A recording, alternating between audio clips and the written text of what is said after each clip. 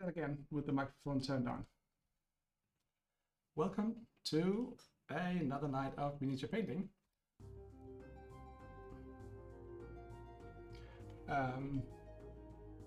I am currently a little bit confused because a lot of stuff is going on here.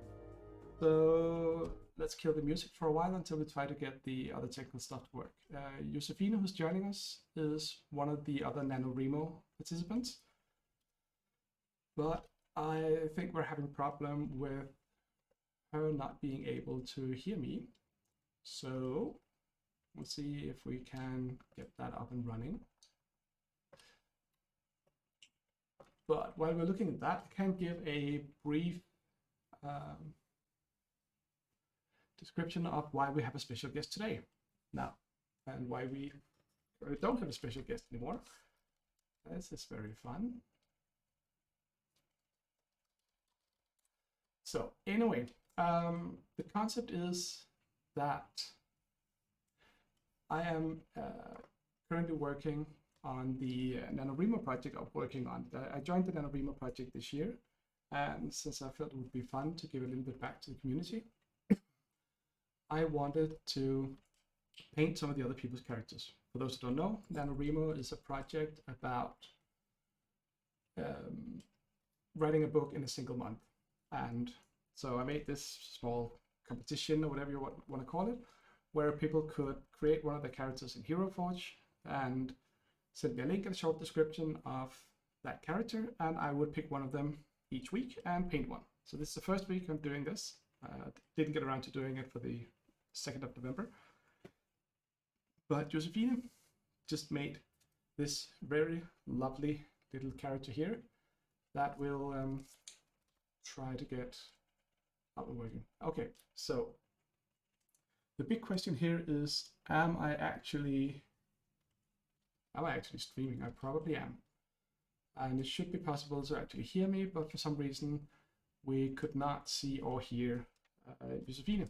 So I don't know if you want to try again. Thank you for confirming that I'm streaming. I don't know if you want to try joining again, or we should just do this over chat. That's entirely up to you. I could hear you before, but I don't know if it actually comes out through the stream because I don't have monitoring turned on at the moment.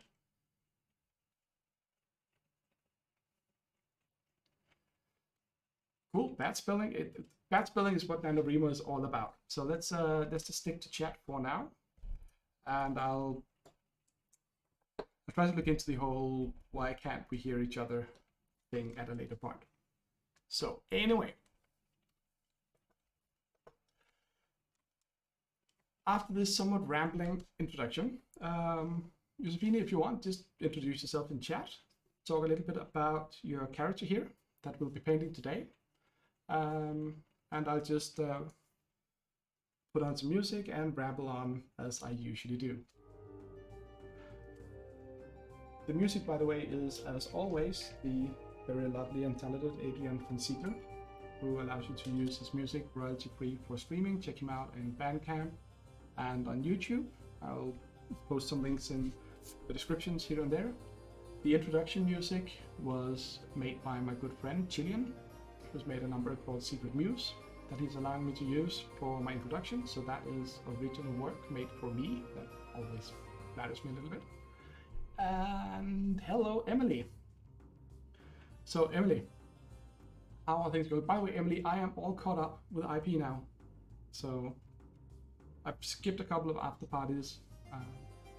Yeah. So we will be painting. I hadn't actually noticed that you wrote Cecilia at the bottom. Hey, Chance, good to see you. Oh, Josephine, I hadn't actually seen that you wrote Cecilia at the bottom of the miniature. I think that's cool. I'll do the usual camera adjustment. I don't know why I can never just find one setup that works. But hey. So yeah, so Josephine, talk a little bit about Cecilia, who she is, what she's doing. She's clearly very much into books.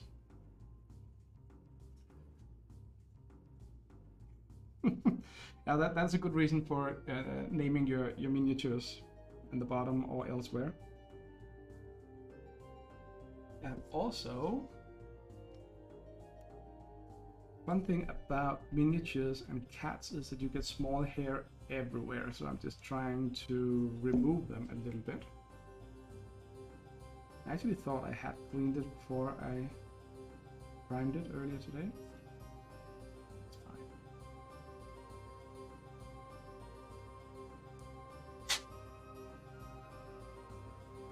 So anyway, what we've done so far with the mini is give it a fairly bright central highlight. I usually do it a lot darker. I mean, you can see it's a little dark on the underside, not fully on the side. And I wanted to do that because there's going to be a lot of red and some skin tones on her, and I want those to pop more, which you don't really get when you do the dark stuff. I was doing a dark central highlight, so for now, I think we'll just get cracking. Now, in addition to creating the miniature, Josephine also added a color scheme to her that will... Nah, I'm not gonna drag a picture in. So, oh yeah, you're absolutely right. I mean, Hero Forge, I'm guessing it started out as strictly fantasy models, but they do have some contemporary stuff. They have some sci-fi as well. But I've mostly only used the fantasy stuff, so I'm not too aware of what exactly exists. I just know that some parts exist. Also, if any of the other NaNoWriMo writers are lurking in chat, welcome to my stream. Great to see you here. Keep up the good work writing. So, a few more words about Nano for those who don't know. It is like it's a yearly competition. They have offshoots, but mostly yearly competition where the goal purpose is to, well, as I said, write a book in a month. A book being defined as 50,000 words. So that's always fun. The core concept is not to edit as such during NaNoWriMo. The whole project started way back in 2002-ish with some people who wanted to write a book and so on, but they never really got started, and so they just sat down with the sort of adult, mature thing and said, why not? Why don't we get started? What's keeping us back? So basically, NaNoWriMo is about generating raw material for your epic work of art. Fiction. I'm looking at Cecilia Josephine, and at first I actually seen her clothing as red, but it's more kind of like a brownish red. Am I correct in assuming that?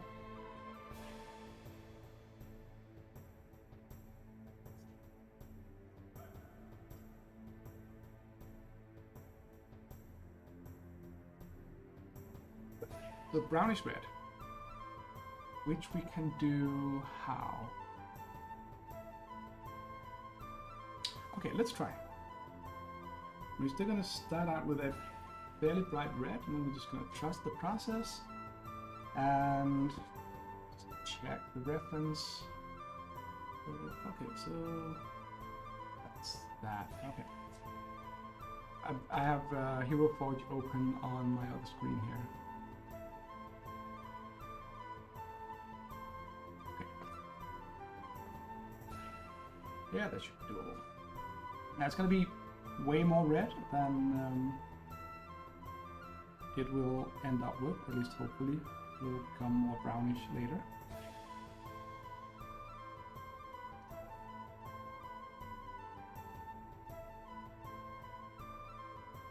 It's always the fun thing with playing with colors, especially colors I'm not used to doing.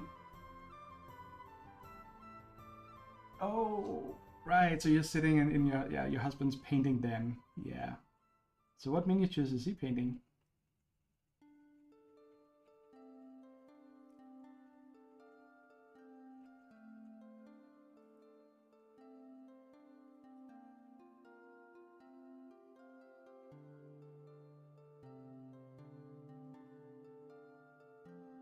He's painting Warhammer.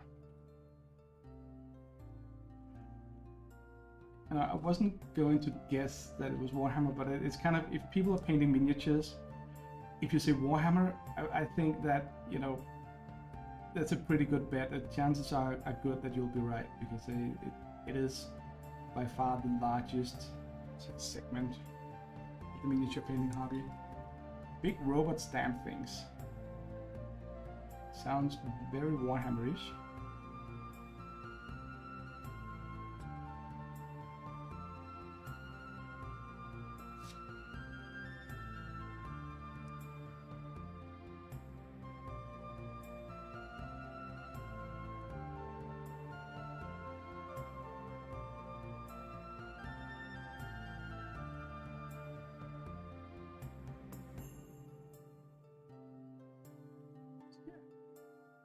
So who else do we have? Emily and Chance, a couple of lurkers. It's fine. Oh, Emily, then I hope you actually get some sleep. And don't let your boss catch you sleeping. That wouldn't do.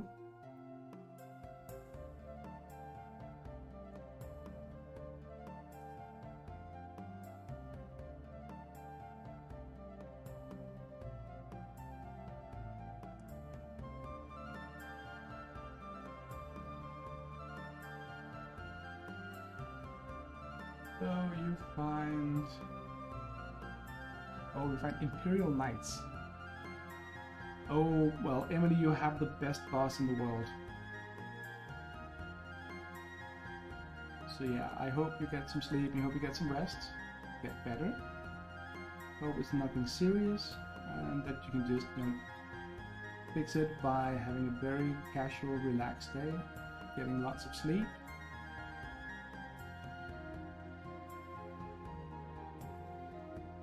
I would say, you know, you should cuddle up with the cat, but I do believe you're one of those heathens who don't have cats, so just gonna have to get better on your own, I guess.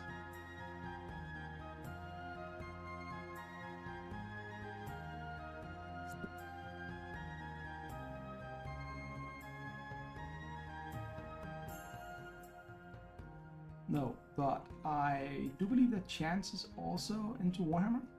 I was into Warhammer back in the 90s. I tried doing a little bit of Kill Team a while back, but I'm just not a big fan of the rule sets, so, or the marketing models or price range for that matter. Yeah. Oh, you're allergic to cats. Oh. Well, I was gonna say that I hope it gets better, but I guess it don't when it's an allergy. That's a shame.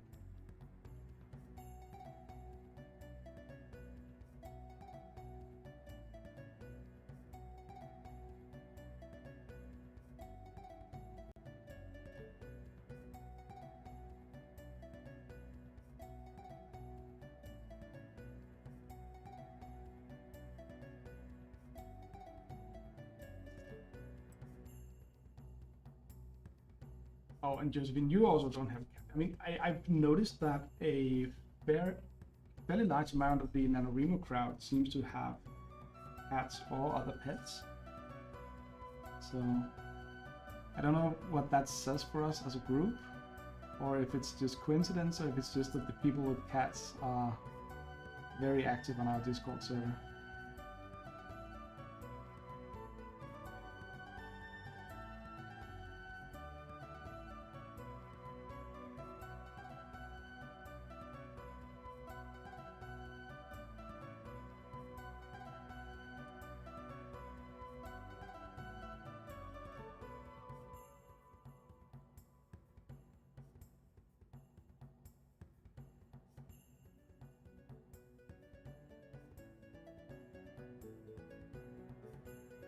Okay, so you do like cats, but yeah, I mean, if you're not a pet person, it is a big responsibility taking on a pet, because you will, you know, have to take care of all its needs, take it to the vet, and all those things. So if you're not a pet person, don't want that responsibility. I absolutely understand it. It is it is a lot of things that needs to be doing. I know my own schedule well enough to know that I just should not get like a dog, because my daily rhythm is way too chaotic for you know, regular walks with a dog, so that would absolutely not be fair to any canine friends. So yeah, meow. Hey Vanessa. Well, I mean, your kids will be fine as long as you walk them twice a day and empty their litter box. They should be doing fine, I guess. Don't they? I don't know how kids work.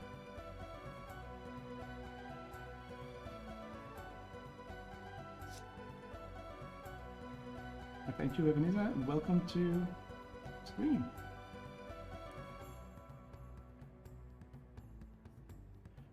So for starters, we are painting a lot of red. Now I will then tint it with brown once it's dried up properly, and then we'll see how it goes. So this is, to be honest, also one of the things I like painting miniatures for others, is that I always get some kind of challenge out of it. Like colors I'm not used to using, or miniatures, styles of miniatures, styles of clothing, stuff like that. So that's I think it's healthy to challenge yourself once in a while, which I'm saying to NaNoWriMo people, because we don't challenge ourselves at all.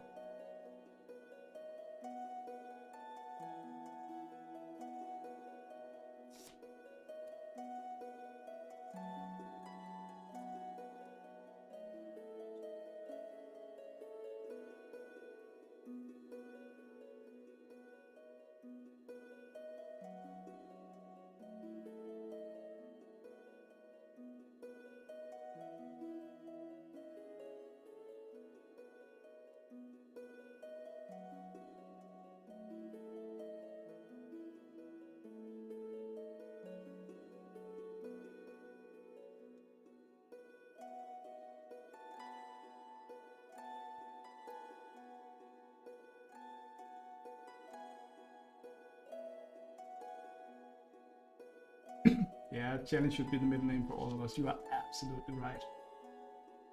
So Cecilia is a book person. Like, she lives and breathes books. She's quite keen on Bookstagram, book plus Instagram. She's an introvert, but have 4 Ride and Diet friends. She's known from Mother's Group. Mother's Group. It took me a while to translate that probably into Danish.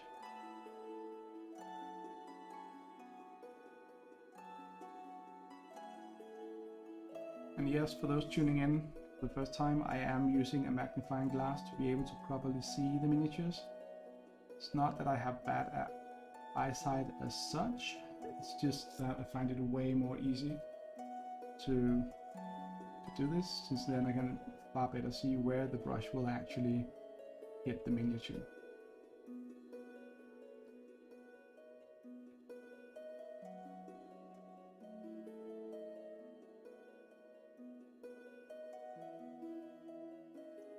Okay. Yeah, I don't know if there is maternity group. I don't know.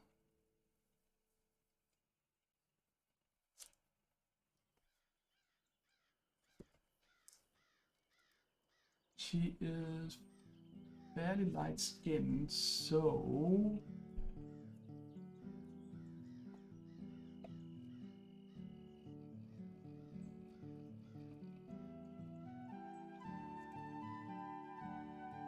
yeah, pasted book girl. So we're actually gonna use a bone white on her skin.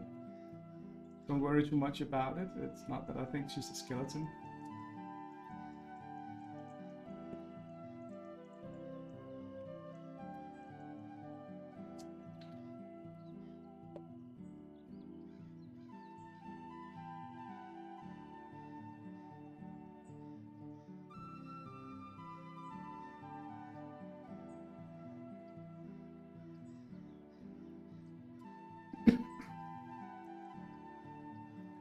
Well, there you have it again. It's bone white. Unless you want to go Come on, camera, focus. It is a bad day when I am more focused than the camera.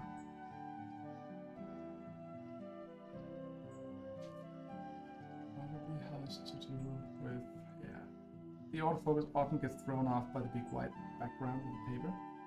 See my hand here, it's bone white. Absolutely. Blanco hueso, or however that's pronounced. I frequently butcher the Spanish language.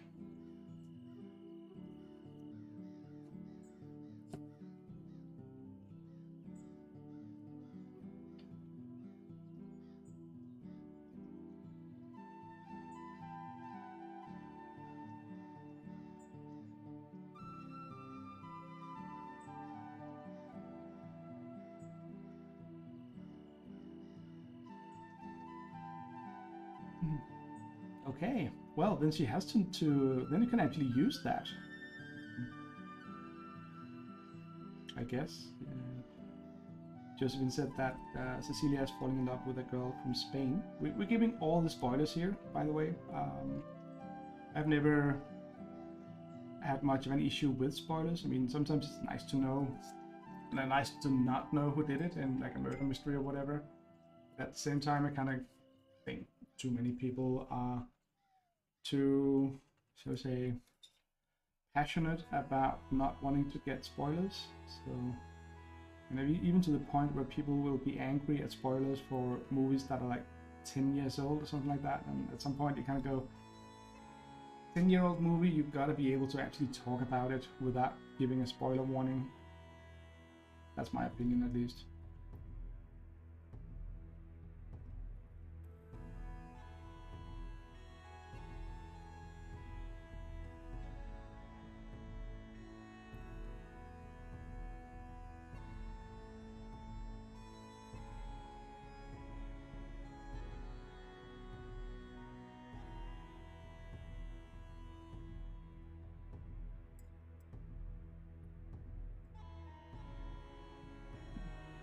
She's right there with the butchering with me. That is good. I think me and Cecilia will get along splendidly, unless I completely mess up this paint job.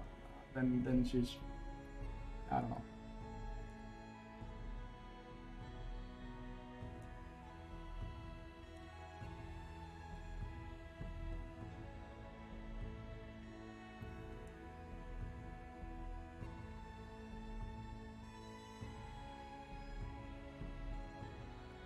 Okay, so Josephine sometimes publicly comment live on shark movies and feel like it's public service spoiling, so you don't have to watch. Right, so Cecilia is the same. She likes shark movies, is that it? Or are there other movies that are more to her liking? Or your liking, I should say.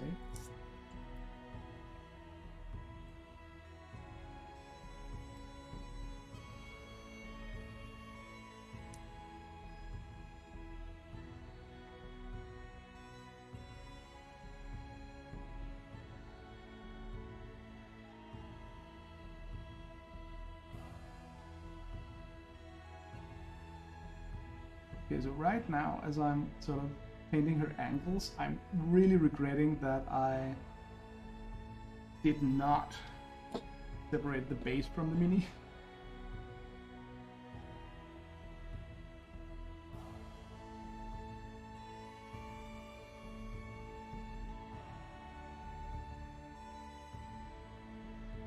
Yeah. Seems to be going well. Hey, Gladio! Welcome!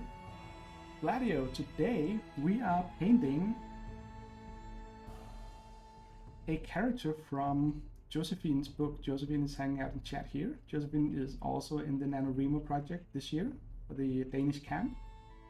So, as so many others, she is trying, well, I would say more than trying, she is writing a book in a month.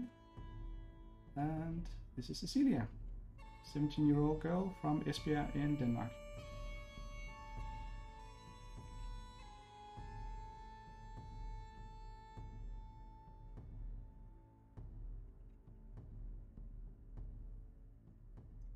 Yeah, so Emily, who was here before, and Gladio or Bill, as he also sometimes likes to be called, are people I know through the podcast, The Incorrigible Party. And Bill plays a wizard called Falserin, or Falsey. It's a D&D podcast, I should probably let you all know. They do a splendid job of editing the material, so you actually get all the action, all the fun stuff, not all the tedious rule talks and dice rolling and all that. I mean, you get the parts that are interesting to hear, but other than that, it's all fancy. I drop minis left and right. That's just how it is.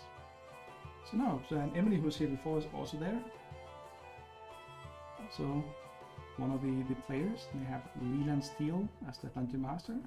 She's doing a really great job. And Bill, I just heard the last after party 54 today, so you're nearing the end of the campaign, which is, I'm super stoked for that, but I'm also a little sad because I mean I've been listening to you guys for more than 2 years now on a regular basis, or at least an irregular basis, I should probably say.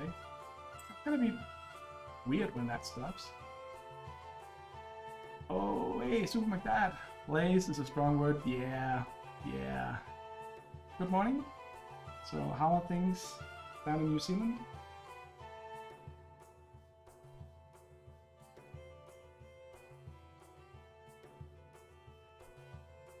Nah, don't worry, Bill. You're doing a good job with Falserin. I mean, it's your very first time playing D&D. It's your first character, and yeah, you got off to a rough start because so many things are happening, so many rules, getting into the whole role-playing aspect of things. But you're doing a great job.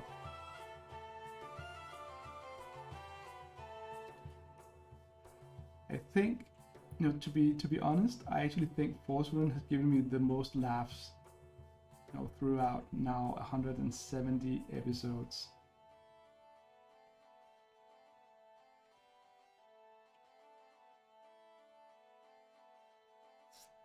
Yeah, False is wonderful.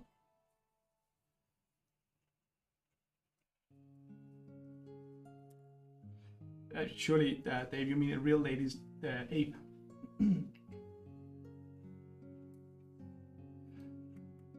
Oh, I completely missed Josephine writing what Cecilia's...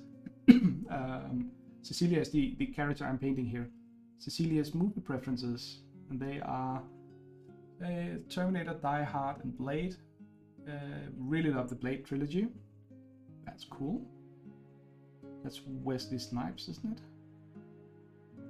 I'm not mistaken. Yeah. So yeah, I gotta love Marvel movies.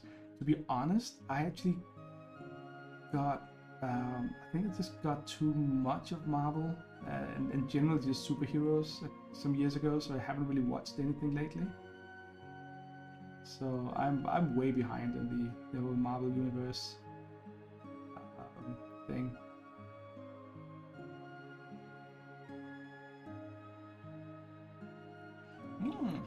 Leland is a Blade fan. That's good to know. And Evanisa misses playing D&D, but having so much fun writing your own books and campaign materials right now with NaNoWriMo. That's super. I am glad you get that out of it.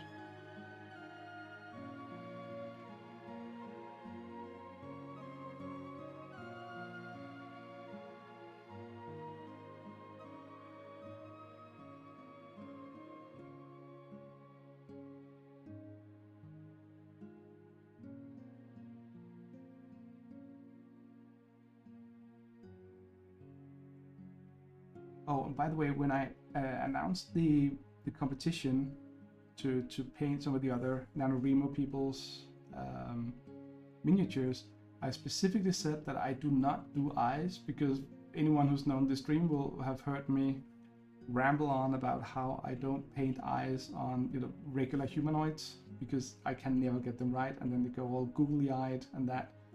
while that might look fun to some, it just looks terrible. But as you can see, Josephine has given her some really wonderfully large glasses that almost look like goggles. So yeah.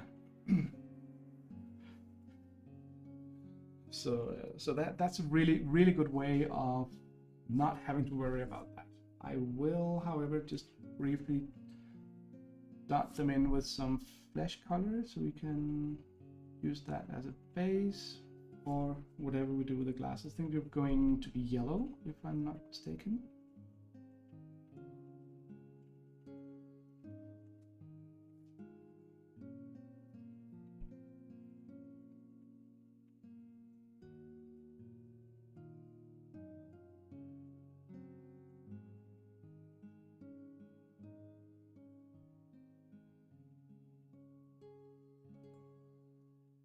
Oh yeah, the whole kind of sort of leaning back, spreading your arms pose.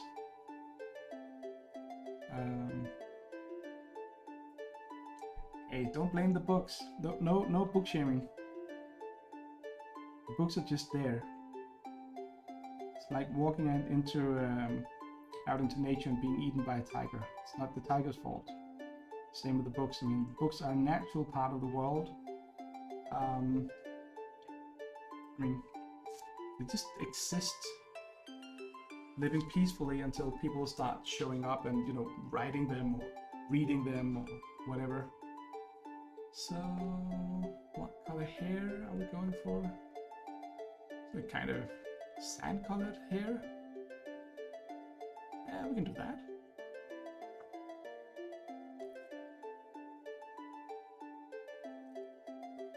But sand-colored hair, I want to go...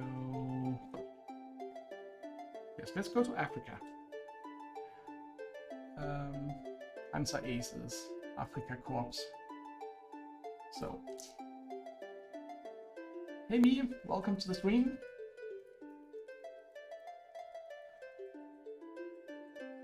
I hope you're enjoying it. I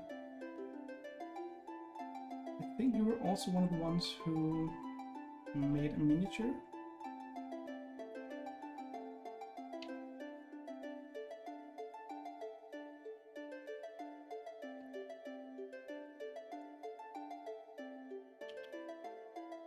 Yeah, you did. And so yeah, it's thank you for the compliment. That looks good. Or maybe it's just because it's out of focus. There we go.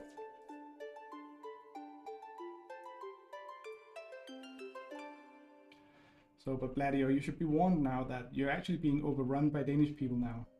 This is not something we're used to here on my stream. So a little background on this is actually that Gladio was one of the reasons I started streaming way back, because I saw you started streaming computer games during lockdown about 2 years ago. So yeah, I figured it seemed like a fun thing to do. I tried streaming video games. Found out that I absolutely cannot do that because I cannot focus both on the game and on chat. Like I'm stumbling here. So because I was out, you know, looking at Cecilia's hair to get, you know, a grasp of the color. So I could not look at chat while playing the game, and then at the same time I wanted to get back into miniature painting, so I figured, why not combine the two? That was a really wonderful way to stay in touch with people. But since it was, you know, Gladio and yeah, Super Mike Dad asks if Gladio streams. Well, it is a contested question at the moment. I mean, I'm sure he streams. I just think that, you know, with his popularity growing, you know, increasing fame from the podcast and stuff like that, I mean, I'm guessing he no longer has time for us little people. So, you know, that's how it is to be an international star. Which you are, by the way, Bill. Your podcast is literally being followed across the world.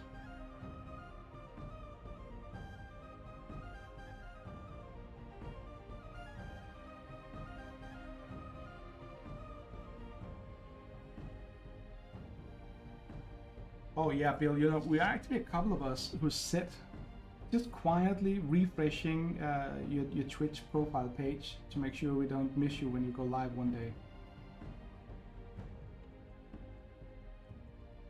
It was a bit of a concern for one of my previous bosses. They're always just sitting there. They listen to in at least 2 countries. I would say at least 4.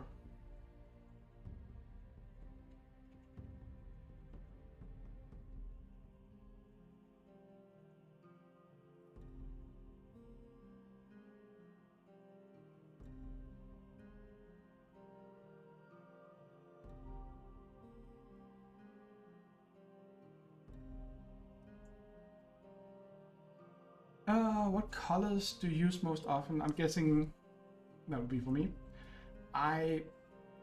Well, the boring answer would be black and white because I prime all the models in black and white.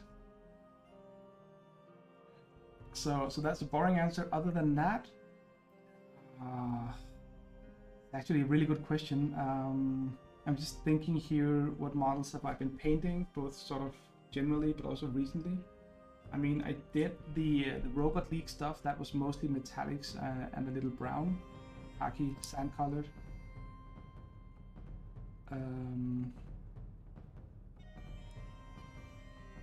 What else? What did I do? What do you use?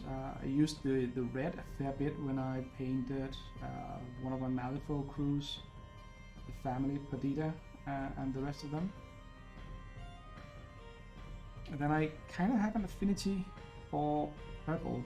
I had that for a really long time. So I just like that color, especially sort of a darkish,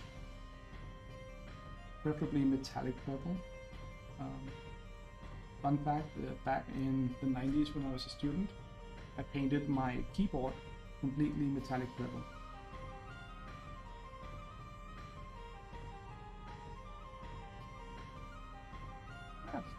Bill agrees purple is a great color. And the fact that necromancers, leeches and stuff like that has also a fair bit of liking for purple, just has nothing to do with it, right? So yeah, let's let's look at some examples. I mentioned the red stuff, so let's find someone. Let's put Santiago over here. And I've Santiago, I'm just gonna get one of the robots.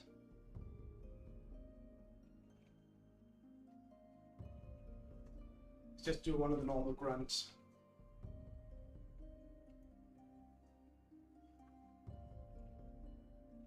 And since we have a little bit of room, let's just put old grandma over there as well.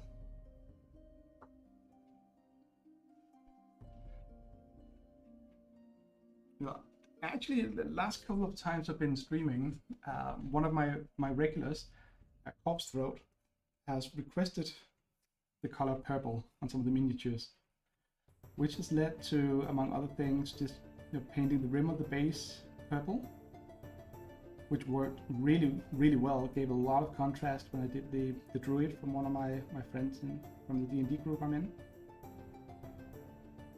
Well, it would be more correct to say it's one of my friends through like 25 years that I played D&D with.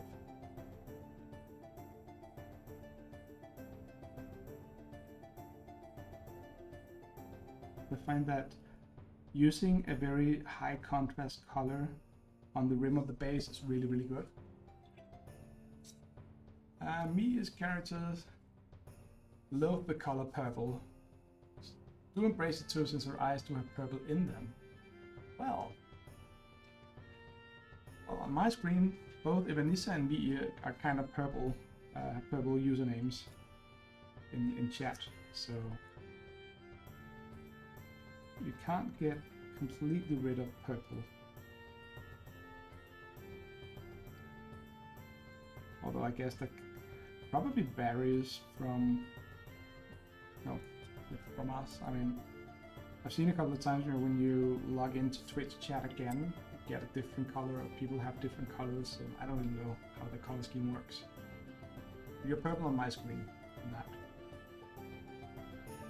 That is what's important. I got her hand holding the book, so let's just get that one painted as well.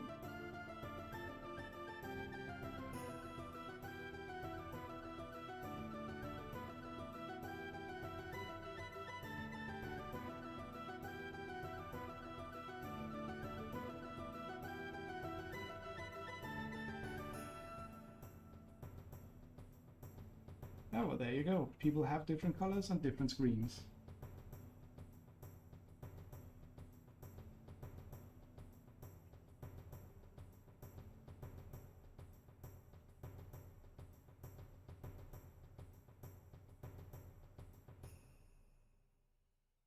Okay. So that is basically the base coat for the skin done. Let's go. I was going to check the colors again. Okay, so actually I'm going to use, for the book, I'm actually going to use the same color as the hair. We're just going to shade it a little bit.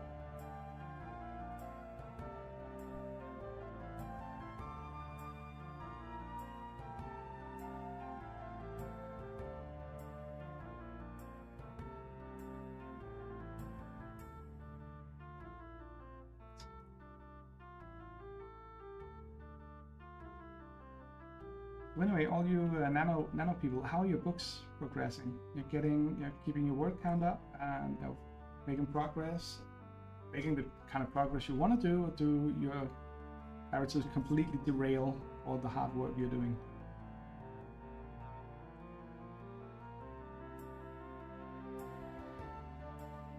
I know I, for one, find it super fun to write about characters, because when I enter that really good writing flow state, it's more like I'm writing someone else's story.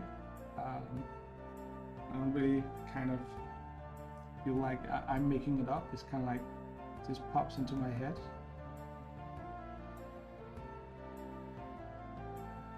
Which is super fun, because not only do I actually then have the fun of writing a book, I also kind of have the fun of reading a book the first time.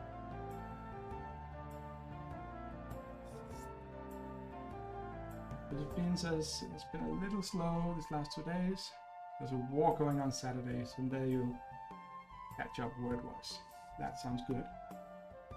I'm way behind because work just been a little crazy this last week. Also this last week, but it's a good place. It's good people. It's just a lot of things to see, and I started in October, so I kind of burn out my brain a little bit, just being back on full time. So, to be honest, I have only written the 1,300 words or so that I did on the very first day. But I will join the word war on Saturday. If I'm not mistaken, the word war. That's going to trip up my tongue.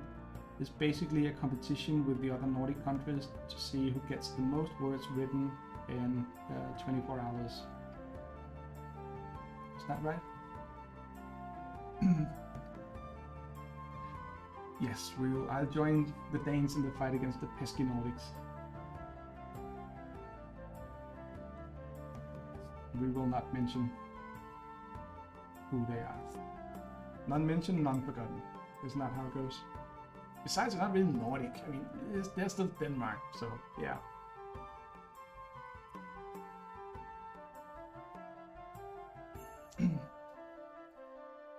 Yeah, Mia says he jumped back 22 years and had to write out Mia's mother's history. We needed the details of the past settled, and Mia is Mia's character. Now, incidentally, Bladio's wife Elena plays a character called Mia in one of in the Encourager Party podcast. My tongue does not work today. But hey, that's nothing new, really. Let's see the book. The book is kind of leather bound. Let's just go for that. Yes, we are Brightwood. This is kind of a big deal around here, as far as I'm told. Oh, Josephine, that sounds like a rough part of the story to write. Breakup. I mean, breakups are never fun. Not even when they're fictional. And yeah, Bladio, Mia definitely thinks she's kind of a big deal.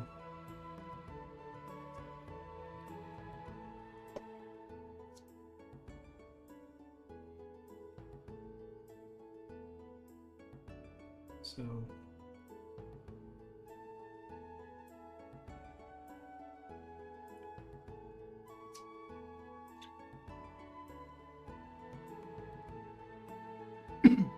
yeah, I mean, who have not heard of the Brightwoods? I mean, everyone have heard of the Brightwoods, right? Speaking of, let's actually do Bill, for some reason, I think I used Nightbot and it doesn't work anymore. I'm just gonna have to do shoutouts by. Right. That's the Twitch thing where I cannot chat.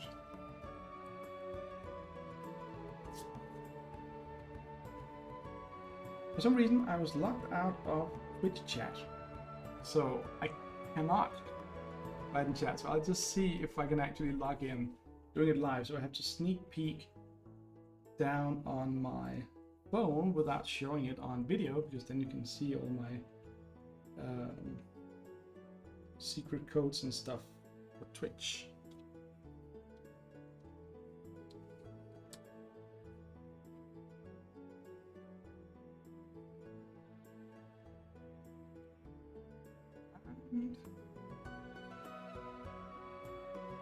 Yes, accept cookies. Thank you. It's not like I'm streaming this or anything like that. Yay! And now everyone changed colors. How lovely. So yeah. Anyway, the Incorrigible Party, I highly encourage you to go check them out. Super good, super fun entertainment.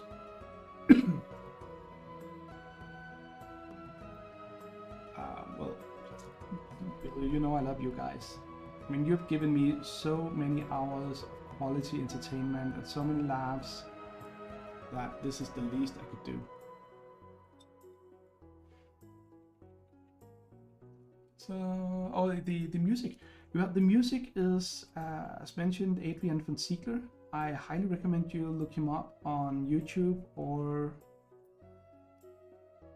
is he on Bandcamp or SoundCloud? Yeah, he's on Bandcamp. If you can spare the money, throw a little his way. He's living as a full-time composer, but he puts up all his music, so you can just play it for free on Bandcamp or YouTube. Well, I guess YouTube, you have the ads and so on, unless you're a paid user or whatever. But you can also buy either his entire collection at a very reasonable price, considering how much music it is. He generally creates, entire albums of roughly the same theme. What we're currently listening to are from his Celtic collection. I don't know if it's 1, 2, 3, or 4, however many he's made. We're probably down to the second album. And, I could look it up if I wasn't so lazy. But yeah, some of it's a little piratey. Yeah, not piratey. But I mean, if you want to use it commercially, you're gonna have to buy a license from him, commercial license, which I think is super fair. But he specifically states that, I mean, if you buy his music off of Bandcamp, for instance, you can use it royalty free on your streams. And he specifically mentions streams like Twitch and YouTube. So still have to buy the music from him, which I think is more than fair. but even so, using it royalty free is really, really nice. So I think that's super cool.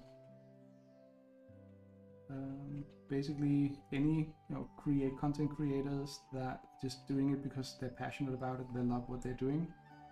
I always find that they add something to the world, or they add something special because they're not doing it strictly because someone else comes and say, hey, you have to do this, you have to do that.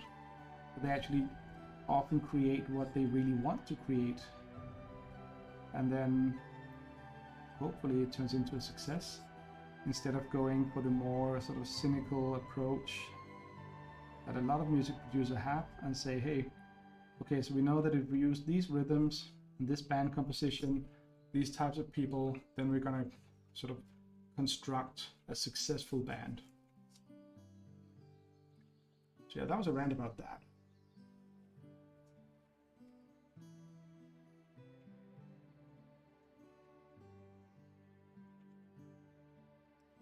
But yeah, but go check out Adrian von Ziegler.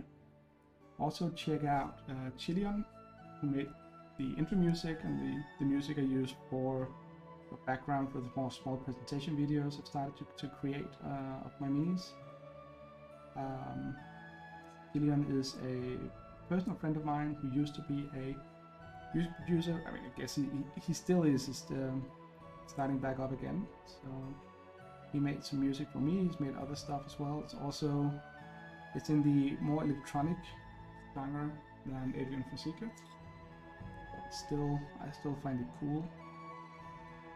And to be honest, it's kind of fun knowing someone who makes music themselves, and then on top of that, having them make something for me. That was fun.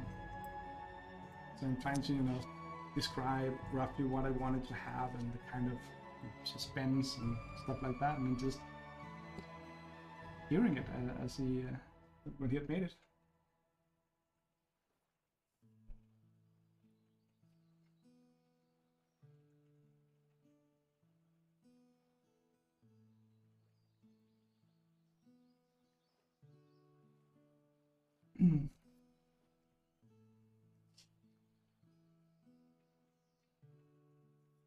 So I'm kind of curious because everyone got really super quiet, and I'm wondering if that is because people are just quiet, if I've scared you away, or if it somehow doesn't work after I actually logged into chat.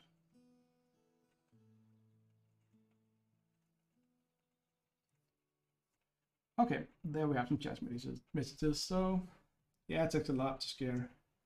Yeah, it takes a lot to scare Bill away, but not a lot to scare Falsey away.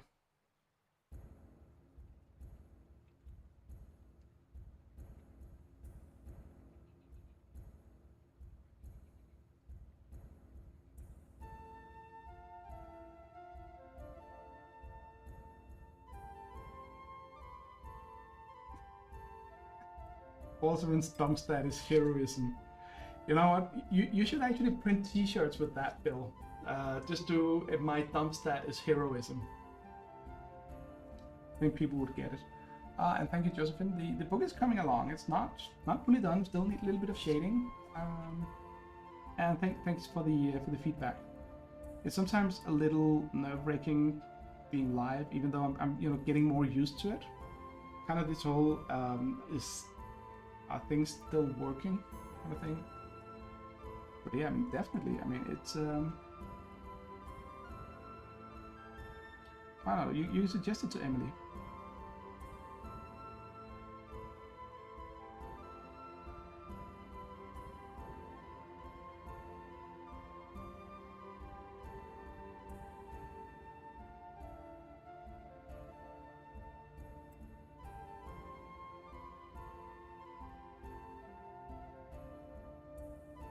And yeah, I renounce all rights to using that. So you freely use it, blah blah blah, whatever. You know the drill. Yeah, and Emma's not feeling well. At least you could take a sick day, take some time off. And yes, I lick my brushes. It keeps the tip nice and clean. Tip-ish, not tipsy.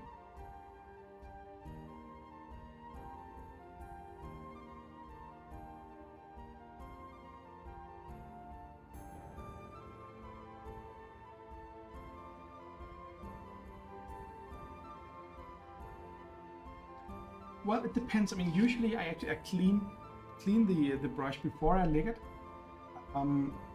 But when I don't do that, I really get to taste the acrylic paints I'm using. And so far, I mean, the normal acrylic paints, they're okay. They're not that bad. But the Army Painter speed paints, so far, they're the ones that taste the worst. I don't recommend anyone go home and actually eat paint. Please don't do that. That's just kind of like, sometimes they haven't really, rinsed out the brush well enough and there's a little left. Sometimes when I clean it at the end, if I don't wash out all the soap, I have my mouth washed.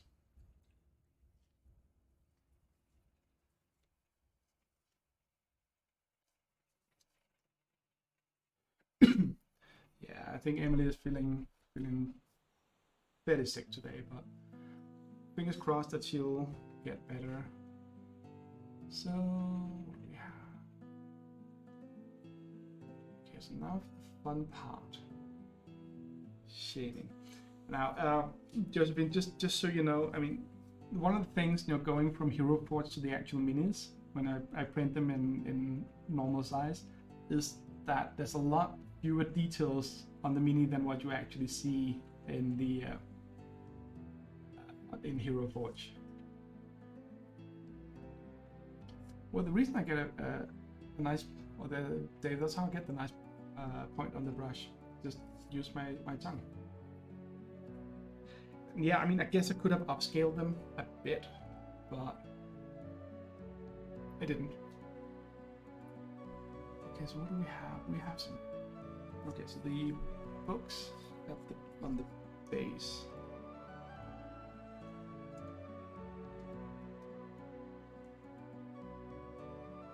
Right. Okay, so her shoes are also sort of the brownish red. Okay, let's do something about that. Yeah, I am not at all postponing shading the red down to brown, mostly because I have no clue how I'm actually going to do it and how it's going to turn out. But hey, that's what procrastination is for, isn't it?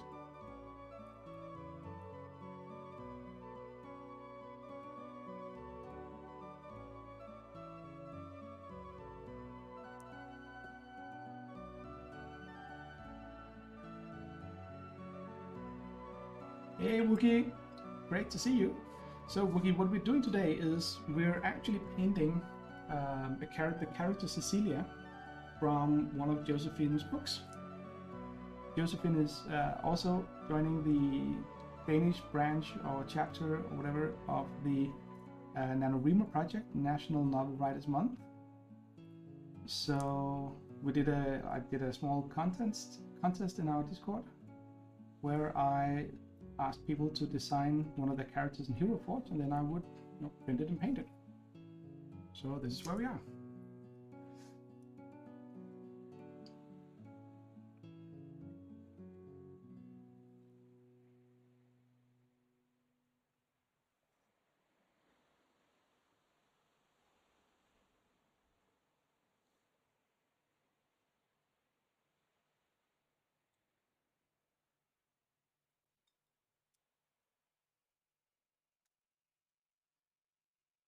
Yep, you heard that correctly, Woogie. Or has read or is writing. The National Novel Writers Month is all about writing, getting some stuff done, getting some words down on paper.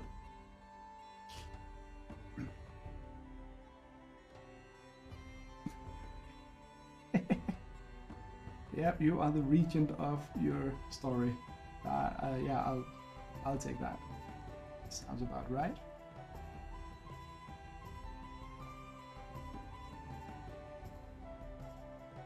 A wild Wookiee appears. The Danish region. Yeah, it's called region. Right.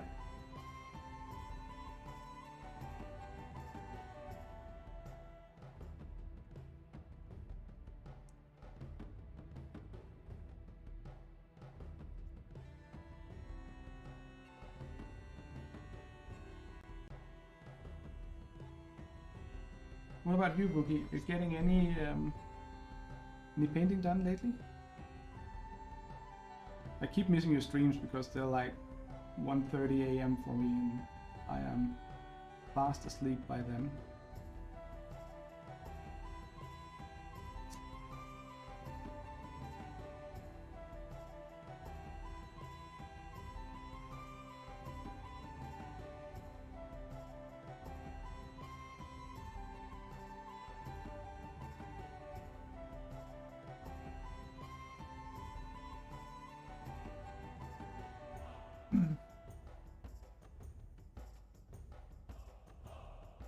Ooh, are you working out, Woogie? Did I hear that right?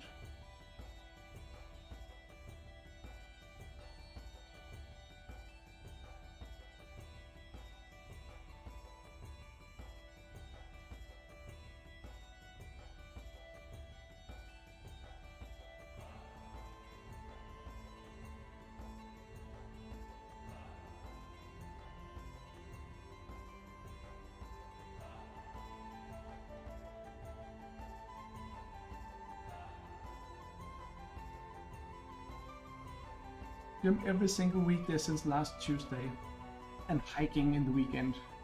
That's a lot of exercise.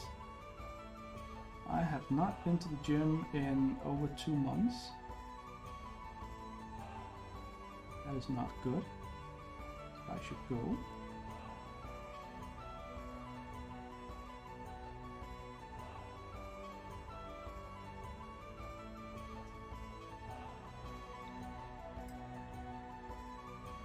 Good on you, Wookie. That sounds awesome.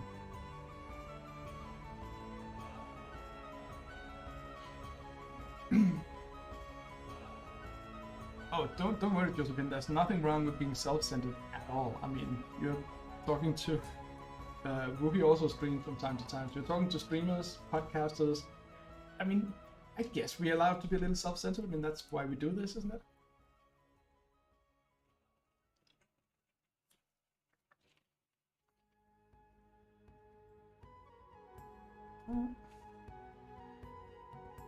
Wait, did I miss something?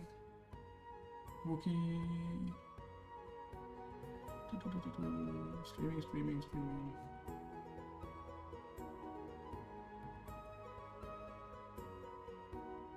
Oh yeah, Wookie only streams once every 2 weeks. You're not missing much. The last time I used one of my friend's VTuber avatars prank. It was very pretty 3D girl with the entire stream. I saw some of that. Probably saw the VOD. Okay, thanks for the lurk, Bill. As always, a pleasure seeing you again.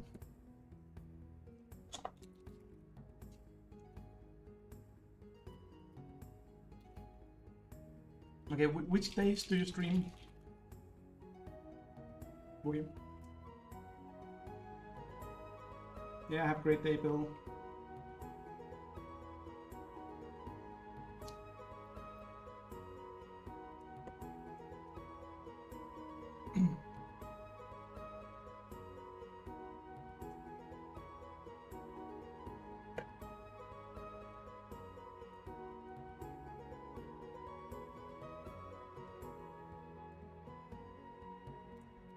Tuesday nights. Okay. And some other day this week. Okay.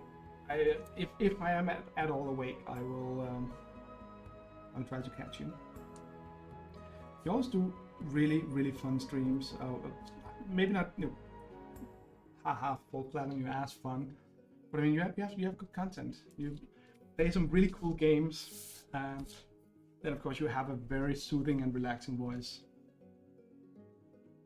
So maybe you should just set a timer and just put it on automatically so I can fall asleep listening to your voice.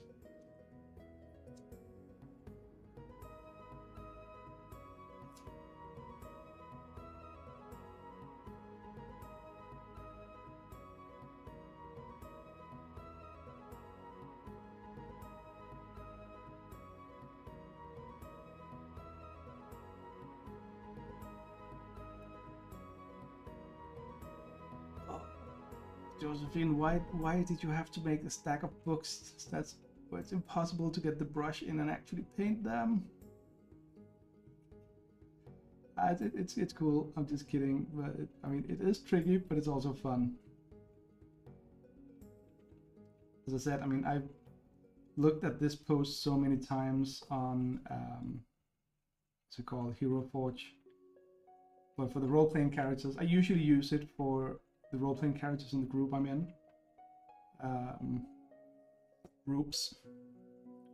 And yeah, absolutely, it's not the book's fault. It is me. I should, you know, just get a kind of bending brush or something. Yeah, thanks, Dave. Have a great day at work. Enjoy life. Enjoy summer, which must be right around the corner from you guys.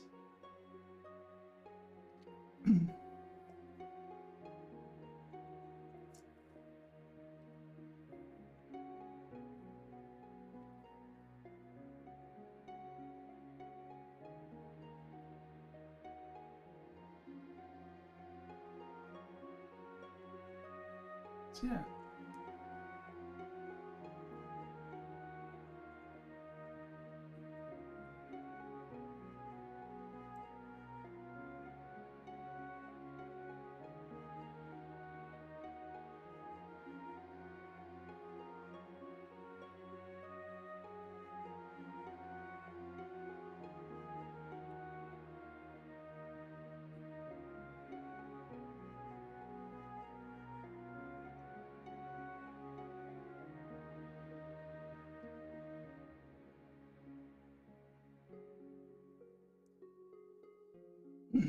Downhill door to Xmas, then I can spend a month at the beach. Can't wait.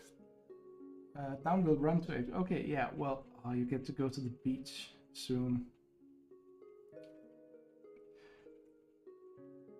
Please continue posting pictures of that, Dave, because it is so nice being able to live through you at this time of year.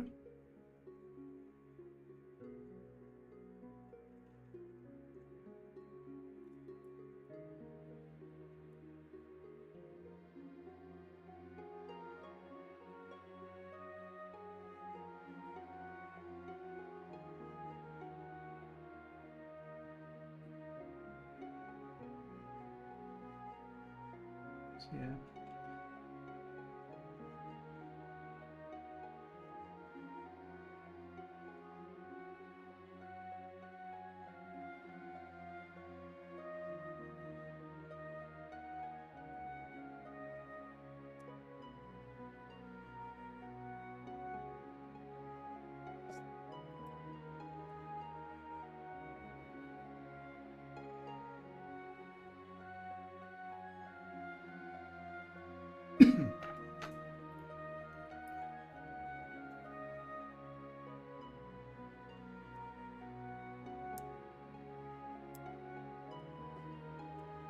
Okay, so what happened there was that I found out that I had not properly cleaned the miniature after printing it. So there was a small bit of support stuck against the books. That's fine.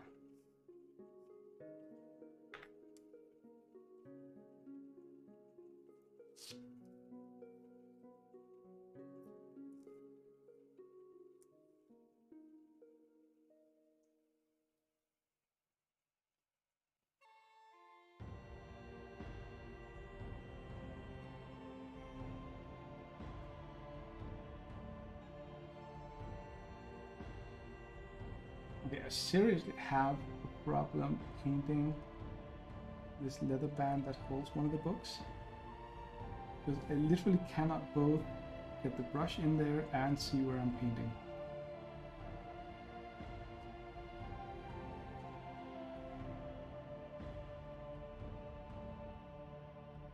Yeah, cleaning is absolutely boring. Also, usually what I do is I run a print job, 3D print jobs. I run that during the day. So when I get home at night and it's done, I mean, this mini and a couple of other minis was an 8 or 9 hour run. So I got home kind of late in the evening Monday, and then I, tired. I just really want to get that cleaned, so I just pop off the supports. I don't yet have really good lighting where the printer is at, so I also can't really see that well, and I don't want to spend a lot of time ogling, staring at the minis. I really just want to get them done over with. So I just pop the supports off as best I can. And yeah, sometimes I miss a few. And then when I put them here in bright light under magnifying glass, then I get to see all of the little supports that are missing.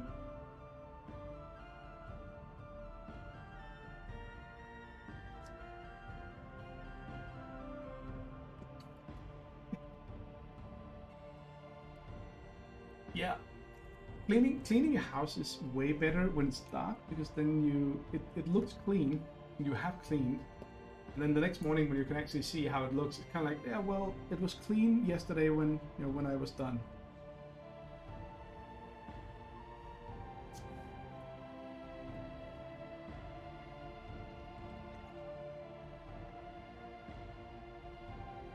So okay, I'm terribly sorry, but these books are taking way too long. I should just get them done, but it's sort of fiddly work doing this. But I also know that this is what's gonna make the miniature look good, because the bases always do a lot for the mini. After you spend so much time trying to get the face right and get all the shading on the clothes and so on, and then you add the base, like the ones you can see spinning around, maybe with the exception of the wheelchair. I mean, that takes up most of the base in itself. But if you look at the robot is super simple paint job. Basically just the metallics and then one of the Citadel contrast colors for the cloak. So that literally took, I don't know, maybe half an hour or so per model, roughly speaking. But yeah. No, but then the base, I mean, the base is a crackling paint, again from Citadel Games Workshop, a couple of tufts, and a few pieces of cork to pretend that they're rocks. And it takes like five minutes or so to make bases like that. And it's all ready components. There's almost no painting involved. So in many ways, I kind of feel like I'm cheating when I make those bases, but at the same time, it's kind of like, no, I'm just using some good tools, a good process for making things look good.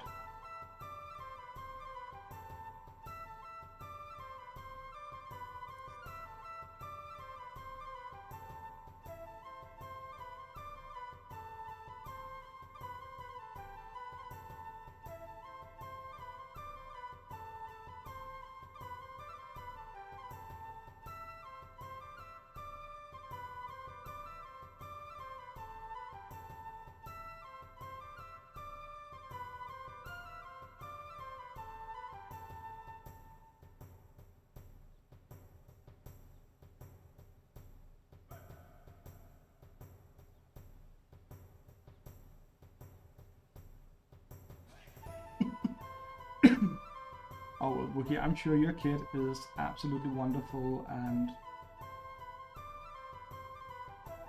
doesn't make messes at all.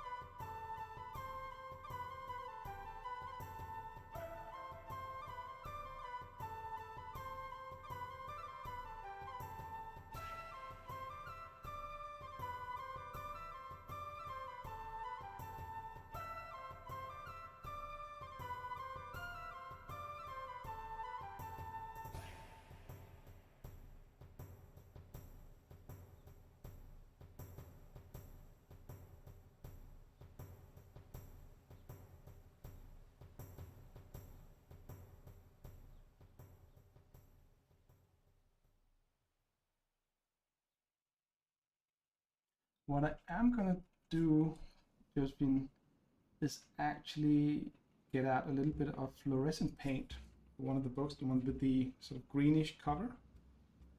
I used it, I made a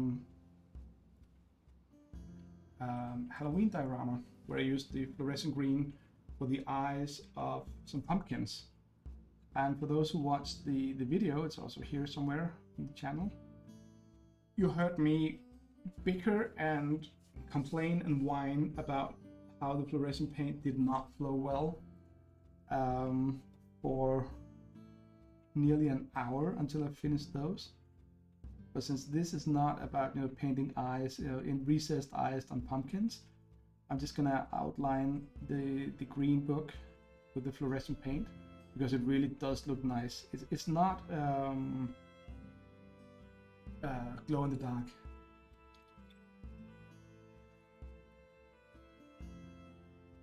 Okay, so it does not make messes made out of sand, but that is a good start.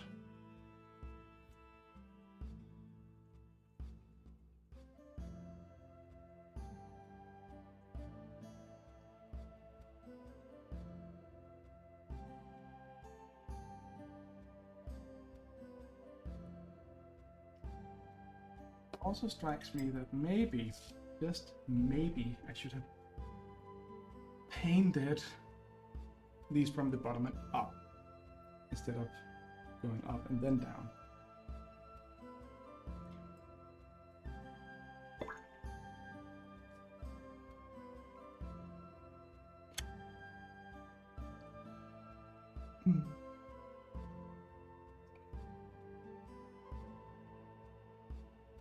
Yeah, accurate spelling. I mean, we don't use accurate spelling during Nano Month. It's fine.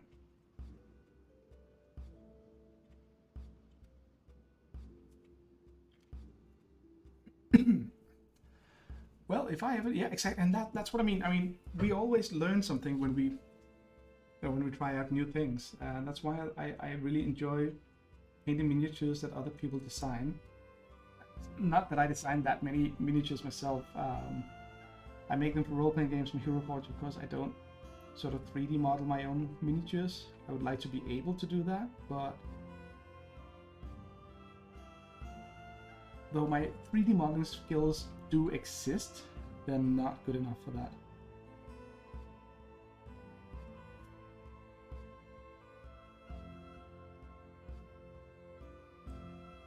So yeah, if I ever do book stacks, I mean, and this is the kind of thing that in a way I should have known, because it doesn't only apply to book stacks. It kind of applies to anything really. Go from sort of the deepest areas out to the outer areas. It's going to be a lot easier to paint that way. So I don't know why I just started with the brown. Probably because I was doing the book in her hand and I kind of went, oh, this one's also brown, so we're just going to start paint that one, blah blah blah. And you know, one thing takes the next, and all of a sudden you, well, not necessarily painted yourself into a corner, but painted yourself to the bottom of the book stack. So, but if I ever do book stacks again or other things lined up, I should just try and remember this.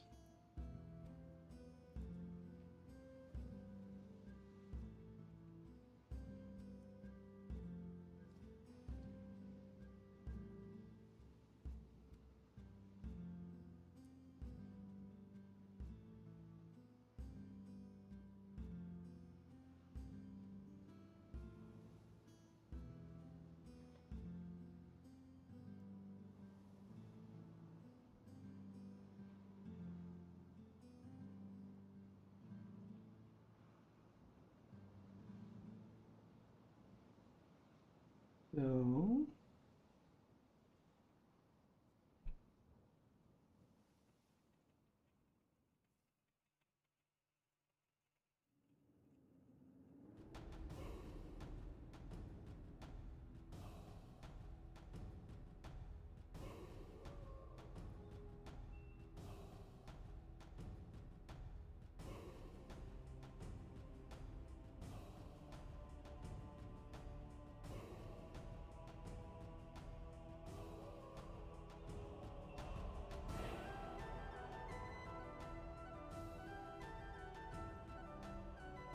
I don't know if I actually followed up on that, but I brought the Halloween diorama I made. I brought that to my new work, and they absolutely loved it. So much, in fact, that now people have started talking about doing either a nativity scene or other Christmas decoration for the office, which is of course flattering, but I don't think I have time to finish a full diorama before December. Especially also because I'd rather do the NaNoWriMo miniatures here.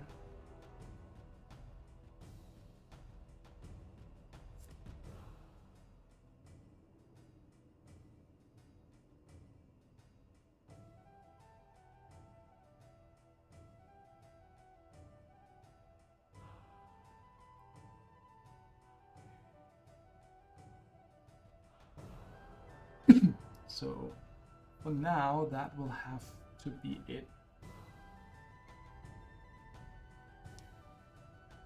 Oh, I know how I can do some of that.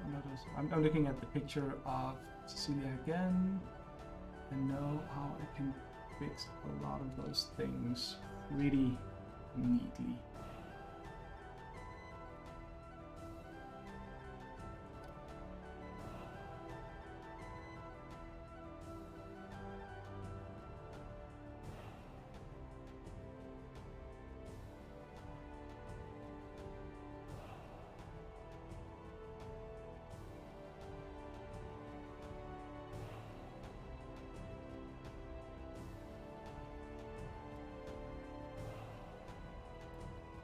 So,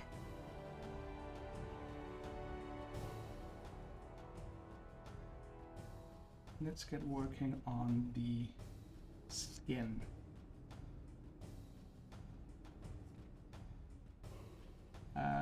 And Chance, if you're still here, I'm not gonna use the otherwise really good suggestion you have for how to do faces and stuff like that, because I am getting a little pressed for time, so I'll stick to what I know works. Not as good as yours, but still work well. Meanwhile, Josephine writes that Celia would be so shy if you knew how much she was ogled at today. Yeah, well, I try to ogle the miniatures I paint as decently as possible, but I mean, I do have to paint them. Well, I do paint them, so I mean, that requires a bit of ogling.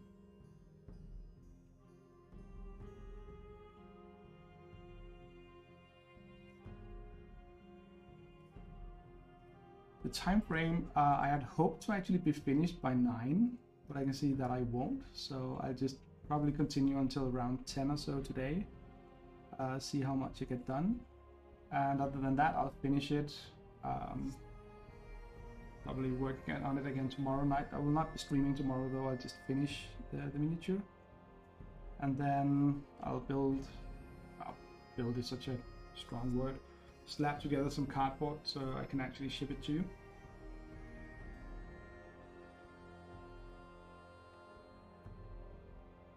We'll get to all of that later. So I should have it ready for shipping this weekend.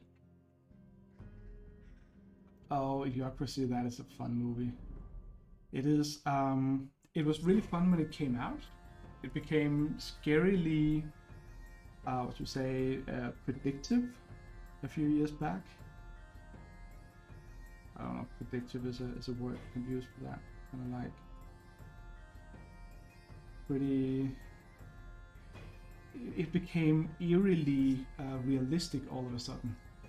Yeah, cardboard slapping is fun. I mean, it's just cutting out a few pieces of cardboard, fixing it up with tape so I know that the mini can be shipped without breaking.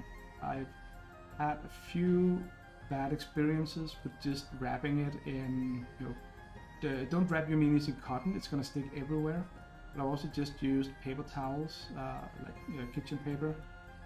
And the problem with that is that I varnish them, and sometimes if they're in the paper for too long, the varnish is actually gonna adhere to the paper. So when you kind of have to peel it off, often leaving bits and pieces of paper towel in the process, which is, needless to say, not a very good look for a miniature.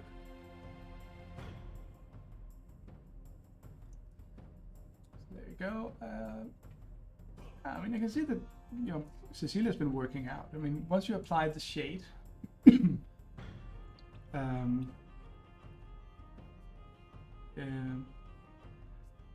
oh yeah, a lot of miniatures shipped too. But are they painted miniatures that your husband is getting, or just all the unassembled, unpainted minis?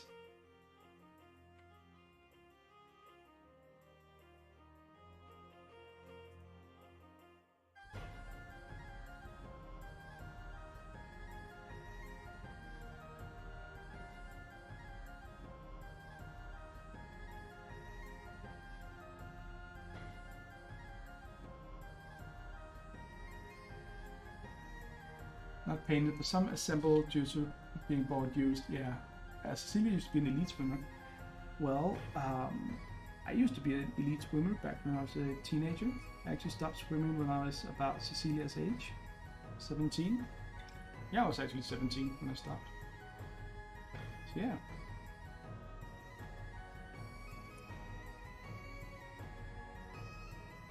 Swimming takes so much time out of your schedule.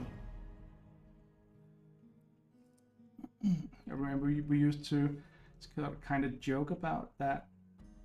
If you only trained like 4 or 5 times per week, 2-hour sessions, or whatever they're called. If you only train 4 or 5 times per week, you would be able to stay in shape, stay at your level, but you wouldn't really be able to improve really. So when I swam the most, it was 7 times per week, plus going to the gym once or twice per week as well. So that's roughly 20 hours of training in total, and then a lot of going back and forth on bicycle. So swimming just takes a lot of time. I mean, all elite idræts, very good English. All elite sports take a lot of time, obviously. But swimming is rough. So on to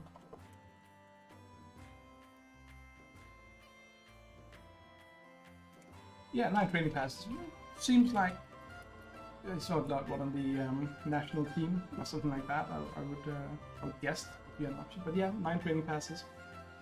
I never got up to 9 swimming training passes per week. No more than 7, I think. Yeah. And then he's also doing long passes. Mine were, quote unquote, only 2 hours, plus warm up, plus stretching afterwards.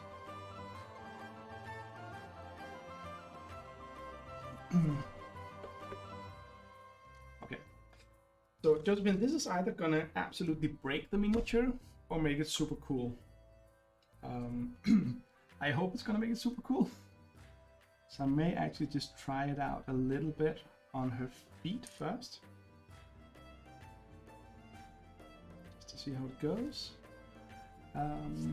So for those interested, I'm trying to apply a very thin coat of one of the light brown contrast paints over the red to tint the red towards brown, but without making it fully brown.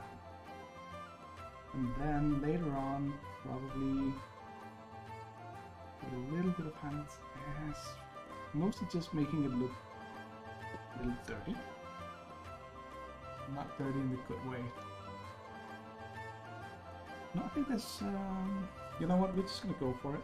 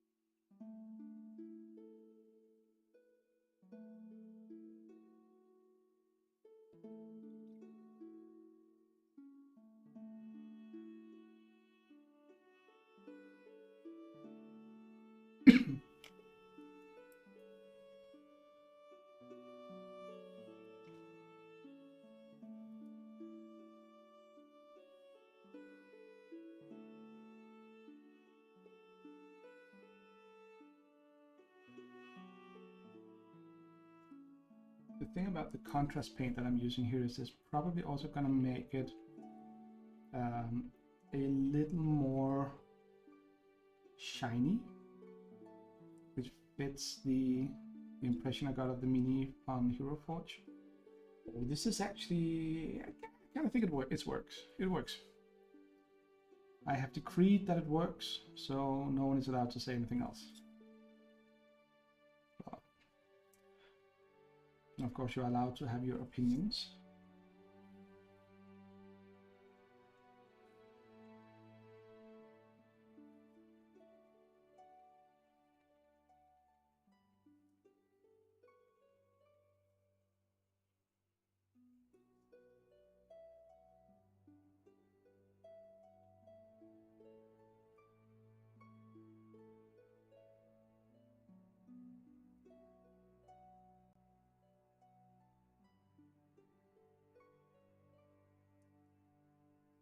Okay, so this is where you probably can't see the effect on the camera because it is kind of subtle.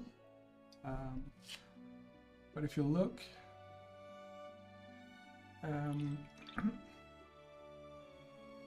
you look at the way the pans are now, as opposed to the top, it got way more brown. So my feelings about the doing it this way is pretty good, especially if I remove the cat hair from my brush.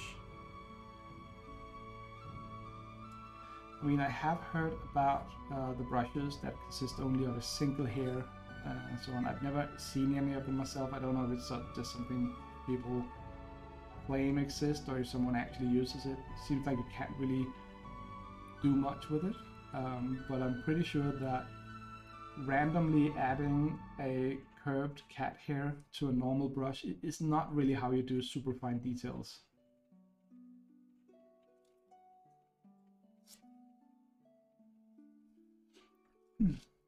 Yeah, exactly. As you say, with the top and bottom, you can see the difference. It's gonna taper off a little bit as the contrast paint dries. It takes a longer time to dry than the normal acrylic paints. But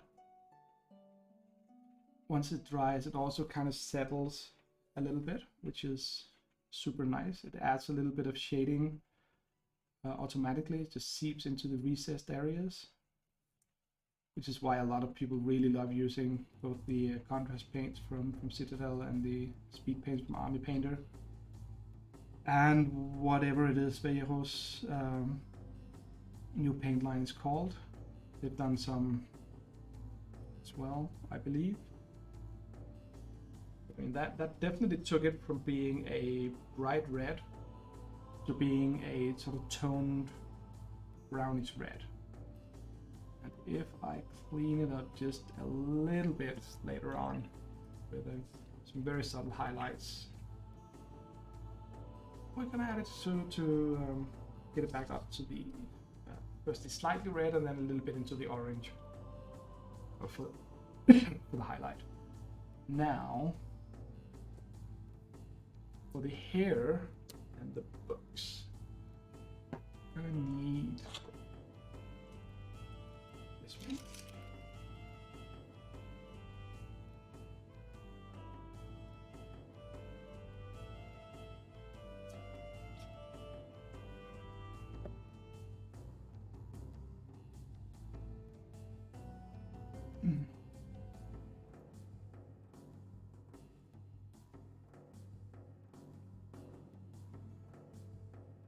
Again, what we're doing here with the hair is just we're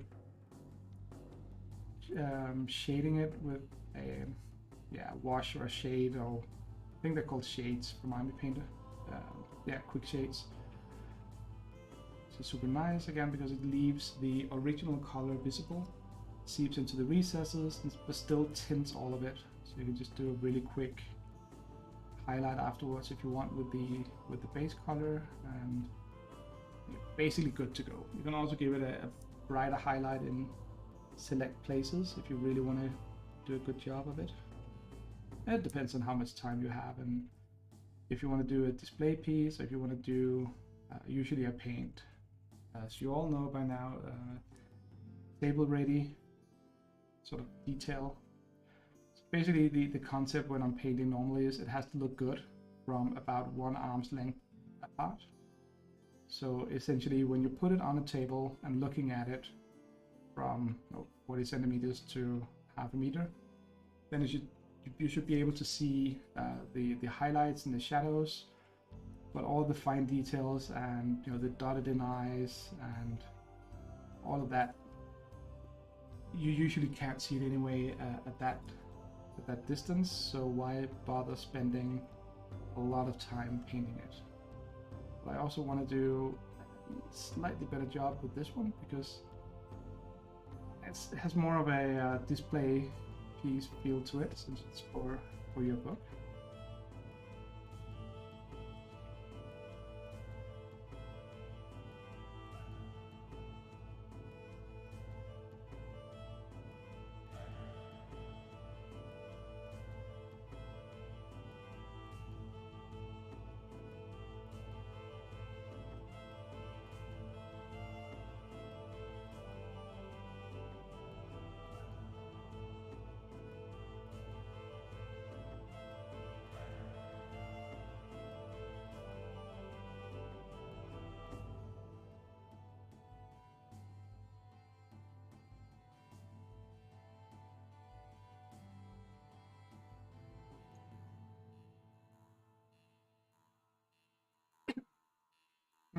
Well, yeah, book. Yeah, it's your book or something.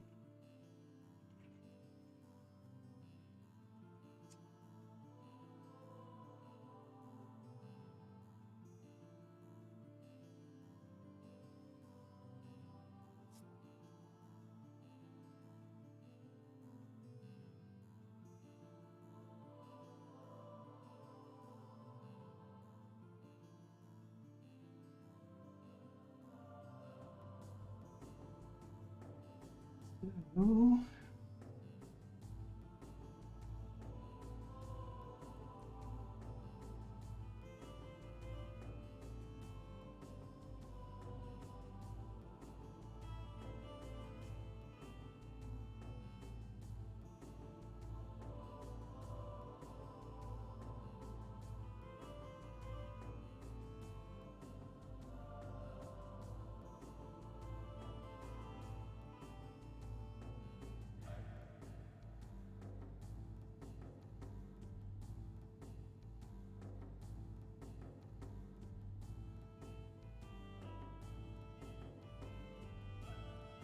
So there you go.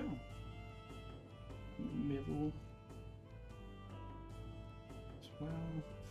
Now, instead of just splashing the shade all over the book here, I actually want to just keep the pages nice sort of even color, but I still want to add a little bit of shade down the middle here.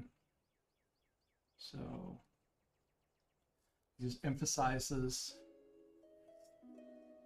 mimics the way the light falls or doesn't fall into the cracks there.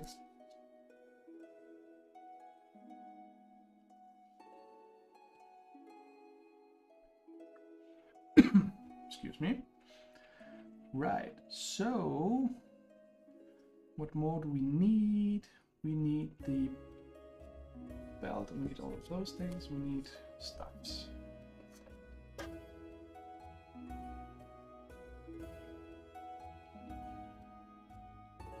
Yeah, I mean that's why miniature painters really love their shades. I mean, this is so it was way faster than actually painting the hair, and it gives so much more detail. And that's what you get with the shades. You just seep into the recessed areas, depositing not all of it, but a lot of the pigments in there. So you can just slap some on, it looks in, and basically you could just stop it here, and because you can see the shades from afar, but you can also go in and do a little bit of highlighting.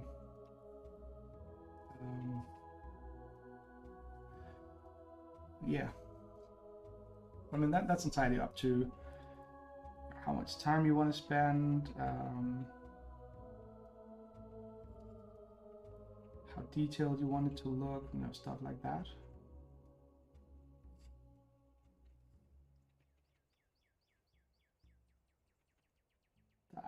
Shit.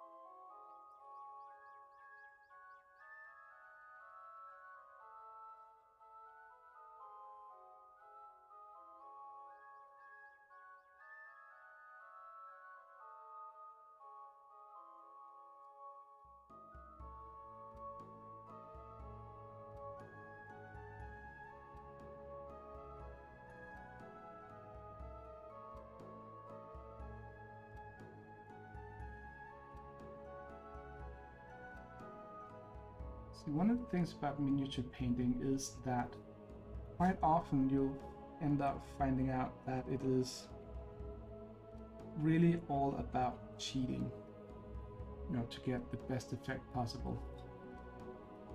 It doesn't have to be correct, it just have to look good.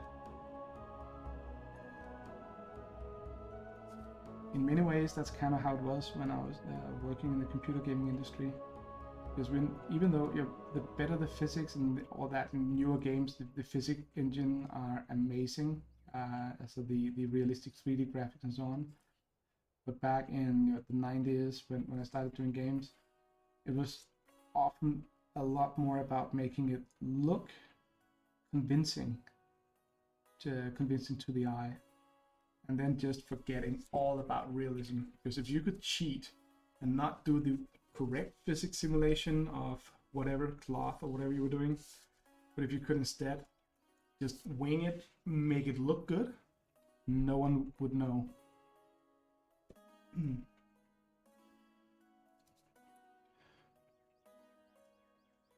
And I just found out that I have slightly looked at her neck wrong. Apparently I didn't oogle her neck good enough, so I had missed the spot.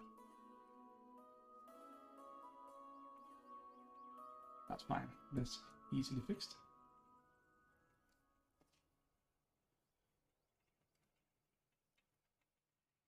So yes, we're coming up on the 2-hour mark. Normally I only stream for 2 hours, but if I'm doing something interesting and fun, I like to keep going. So probably keep going at it another half hour, maybe an hour. So you're of course very welcome to stick around, but I also understand if you have other things to do. So, you know, like writing the NaNoWriMo story.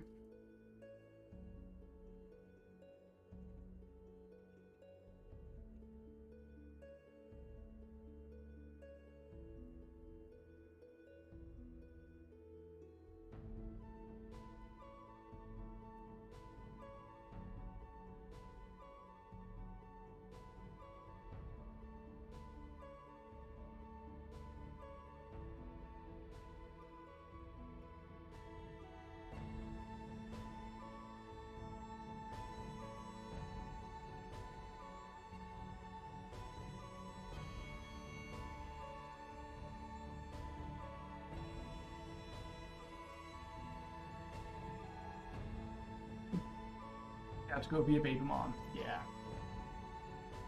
Okay. Yeah. Well, I'm glad to think it's been fun to watch. I think it's a fun thing to do. Kind of like I like to think of it as a way of giving something back to the community and maybe giving people some extra motivation or whatever, a little bit more fun. And I mean, I like to just paint minis. I never run out of things I want to paint. always have like a huge backlog of both printed minis and minis I bought, minis I want to print and paint and so on. But this kind of feels good. Yeah, and she's I'm not done highlighting her skin, so she's gonna be a little bit sort of paler skinned before I'm done with her. She's gonna have pale skin again. But yeah.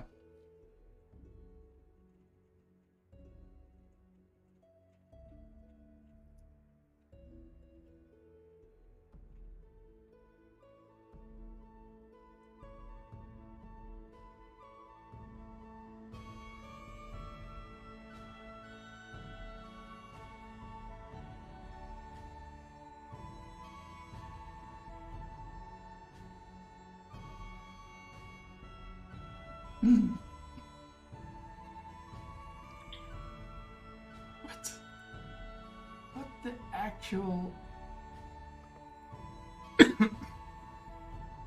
Why did not just pale get censored for being sex related? What am I missing here? What does Twitch... Clearly the people at Twitch have a more interesting sex life than me.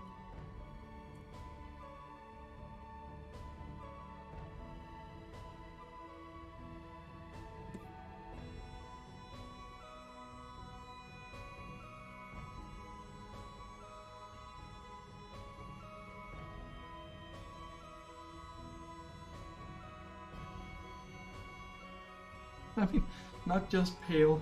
If that is too dirty for Twitch chat, I don't know. Maybe I should switch to YouTube instead then. That's just bizarre. So I'm just gonna check colors because the belt is gonna be black with heavy highlighting. Yeah, we can do that. And then, oh yeah, the green things for the thing is. Is it black? Yeah, we're gonna go black. We are going... This one, there we go.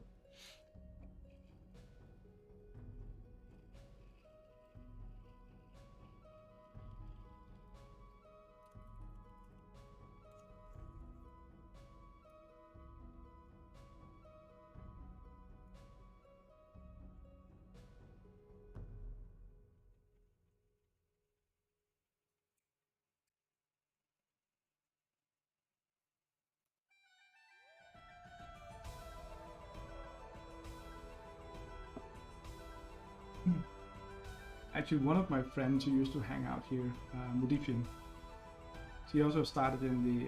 I met through NaNoWriMo way back in the day. She would have had a field day with 30 comments. She has a bit of a potty mouth. Or is a bit of a potty mouth. Isn't that what you're saying is, not have? I did Nano for the first time in 2006.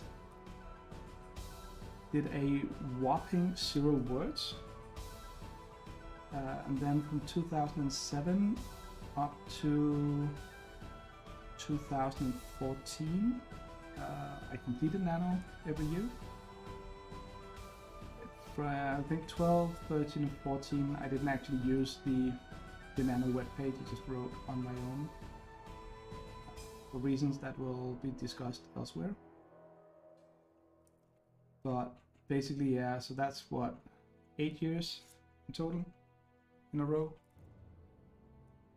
And after that I kind of just realized that, you know, writing 50,000 words is not, for me, it was hard in the beginning. It was hard writing, but once I got the hang of it, just writing in bulk stopped being a real challenge. I mean, in 14, I basically did the entire NaNoWriMo over 2 weekends. I was writing adventure logs for the role-playing group. And the others didn't, well, they appreciated the effort and they enjoyed the story, but summing up a, 8-hour game session in about 25,000 words. Oh, thank you. I'm happy to be back. I'm really happy to see the community there is about it now. back then, 10 years ago, it was way more localized, and we did use the forum for chatting, but not for chatting, but just for arranging things. But it's kind of difficult to have the online writing sprints and stuff like that. It's a big help. So I mean, I'm really glad that the technology has moved forward and can assist us doing this. Back then we met at cafes and just hung out and chatted, stuff like that, which was also in itself fun,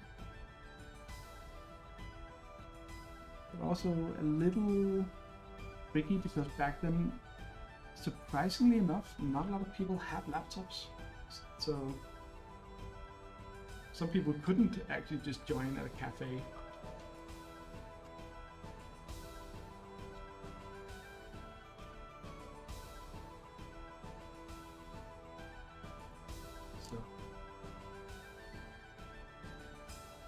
And I can also see in my other log that I own Evanisa. A huge thank you for following me on Twitch. I appreciate that. I'm not trying to monetize off of Twitch or anything. I use this just to stay in touch with people and share. Also, you joined 9 years ago. That must have been 13. Yeah, that was when I had stopped being active. And then Corona, yeah, how was Nano during the Corona years? I would think that has been a huge boost for the Nano community.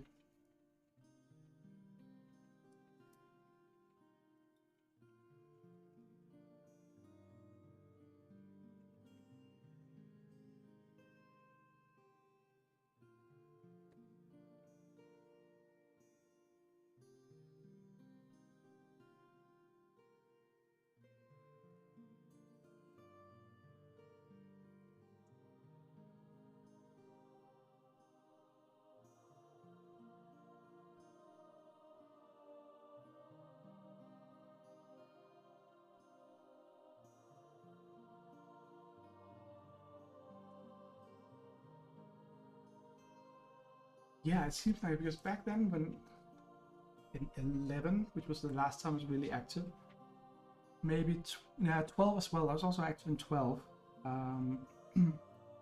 It was very much about who were close by. And while we knew there was, I live just outside Copenhagen, so the Copenhagen area, we met up like 8-10 people or whatever, however many we were, and then the people in Jutland did some things. And there was not a lot of talk going on between the areas of Denmark.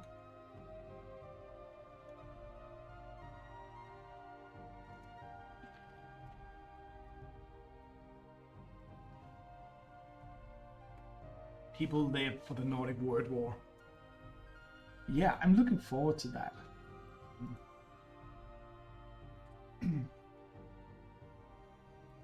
Actually, what you call sprints now is what we used to call word wars back when I was active. And actually, after NaNoWriMo, I also think one of the reasons I didn't really use NaNoWriMo as much was that I became friends with a lot of the people from NaNoWriMo and still are friends with a bunch of them.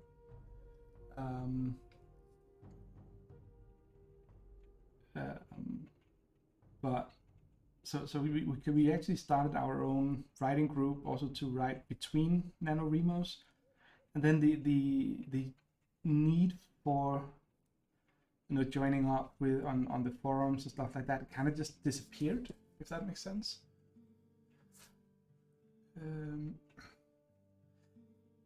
Yeah, and the bot calls it sprints, so we call it sprint. It makes sense. And then we can actually do the word war on a larger scale. We just did, sitting on the couch and just going, oh, who can write the most words in the next 20 minutes or whatever. That's kind of when I realized that I could do usually up to about an hour. I can do a sustained speed of about 2,000 words per hour. So half an hour would be about 1,000 words. 15 minutes, about 500 or more. Kind of like when I got to that point, it's kind of like, if I want to write the 50,000 words, it's just a matter of doing it. So And then things started just going into the whole, and I got that out of it. So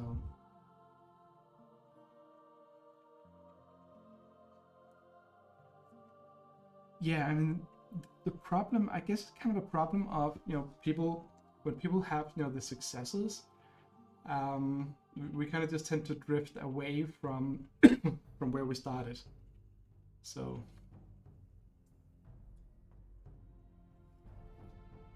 I don't know.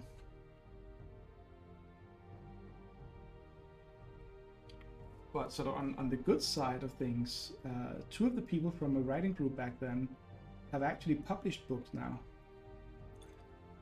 I think one of them 2 or 3, and the other one is on her 4th. Yeah, she's almost has her, you know, 5th book out the door. So that's been super interesting to watch that part of the process as well.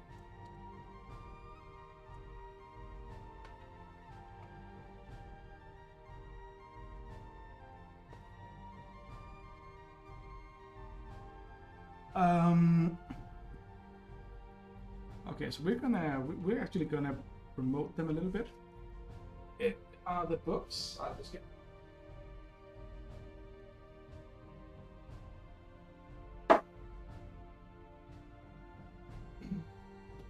So these are the first 2 books that they got published. First we have We Ruled the Night by Claire Elizabeth Bartlett. This is about an elite group, not elite group to begin with, but become an elite group of the Night Witches, as they're called. World War I era. Things kind of had a little bit of spin to it, but inspired by the World War I era Russian female fighter pilots.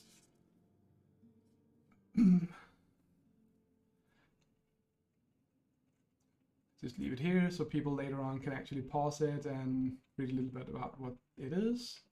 So it's basically about this group of people who are turned into bomber pilots, fighter pilots in a Russian-ish country. So We Ruled the Night by Claire Elizabeth Bartlett. Highly recommended, really good. Then we have We Lost the Sky by Marie Hobart. We Lost the Sky is a post-apocalyptic book, but basically the moon gets destroyed, and then from there, you know, things turn to shit. And then we follow random people on their, no, not random people, different people on their journey through. Oh, you know of Hobart? Cool. She also just came out with the Stellar Snow Job, which is a bit of more light read than We Lost the Sky, but it's a super cool detective story set within a space backdrop. So yeah, Hobart, she's on her 5th book now, coming out soon. It's super fun. I really like the way she writes, and she's a super cool person as well. That only just makes it better.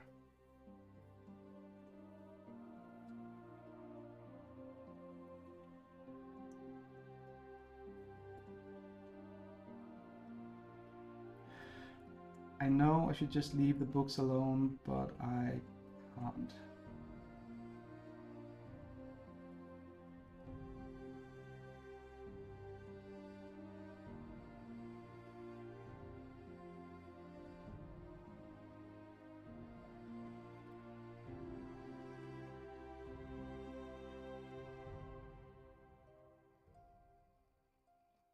So have you read any of Hobart's books?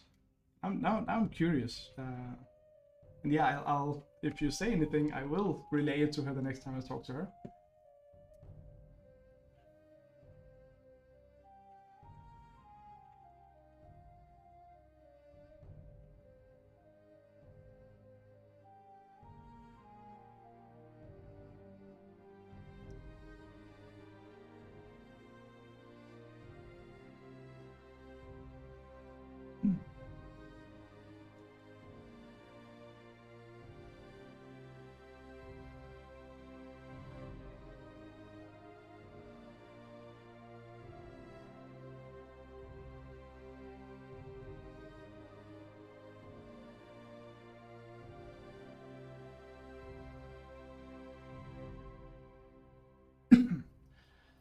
So anyway, that's one of the really good things to come out of NaNoWriMo is that people find it in them to actually write their books, the books they have inside of them. Okay, so the baby is screaming, so yeah, cool. I'll keep working on this for as long as I can tonight while it's streaming, and I'll finish it over the next day or two, and I'll get in touch with you for your address and stuff like that, so I can ship it to you. Thank you for watching. It's been absolutely fun having you in chat. Please stay. Please go take care of your kid, of course. But please follow and drop by again also after Nano. I mean, I try to stream every Wednesday. It gives me a lot of time to relax and just do non-computer stuff. I mean, I am technically sitting in front of a computer, but my focus is on the painting. And it's always fun to hear what people say and hear their stories as well, and their comments on venues I'm painting and stuff like that. So feel free to drop by anytime, and thanks for joining, and have a good evening. Oh, and tell your husband that he should start playing one-page rules instead of Warhammer.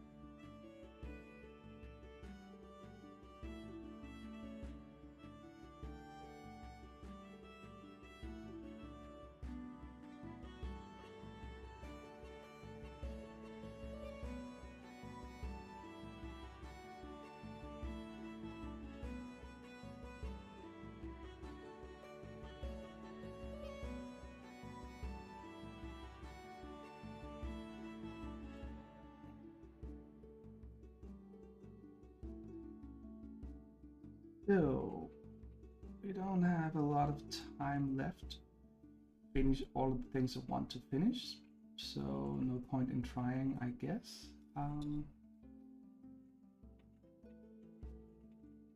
I just slowly wind down for today. Do the usual post-streaming stuff. I just finish off the books, because now I'm obsessing with the books, so might as well get them done. And once that is fixed, I will head on out. Probably do a raid, because I have a little bit more energy, and I don't plan on doing the full thumbnail thing and so on for this stream, mostly just because I don't really feel like it. So leaves a little bit more time for just chatting with other streamers. So yeah.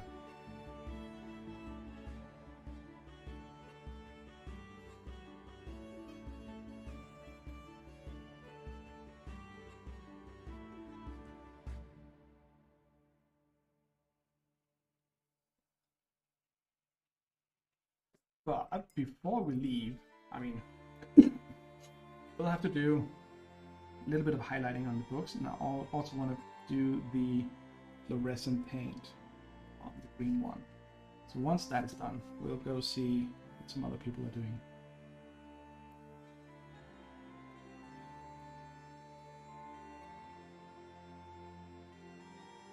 So that I have a lot of cat hair in my brush today. That really kind of makes me consider getting impromptu sphinxes instead of my otherwise very lovely cats.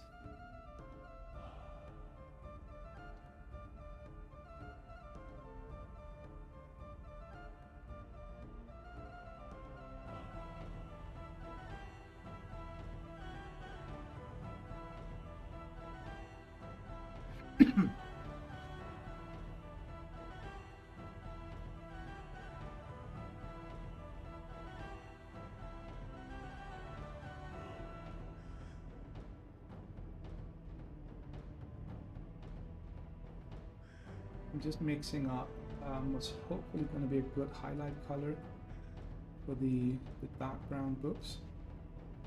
I'm not going to make too many layers. Just a single one, just basically just an edge highlight to make them pop just that little bit.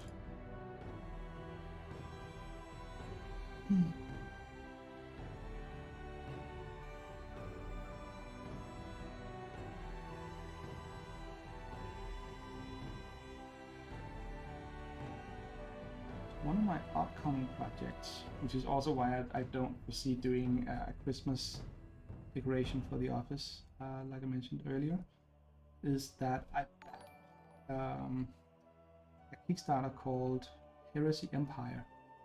Heresy Empire is basically just doing, if you know the Space Marines from Warhammer 40,000, that kind of bulkiness to some sci-fi future thing. Hey, Commander Dante! Welcome! Thank you for the raid! We are painting miniatures here. And we are actually painting a miniature from one of my friends from the Danish region of this year's NaNoWriMo. NaNoWriMo stands for National Novel Writers Month, if you don't know. It's basically write a book in a month, kind of contest event. Happens every November. Highly recommended if you ever felt like you wanted to write a book. But to spice it up a little bit, I offered the people from Denmark that if they wanted, they could design one of their characters on Hero Forge, send it to me, and I would choose one of them. And that turned into Cecilia, which is a 17-year-old bookworm. So yeah, what have you been up to? If I remember correctly, you also paint minis, am I right?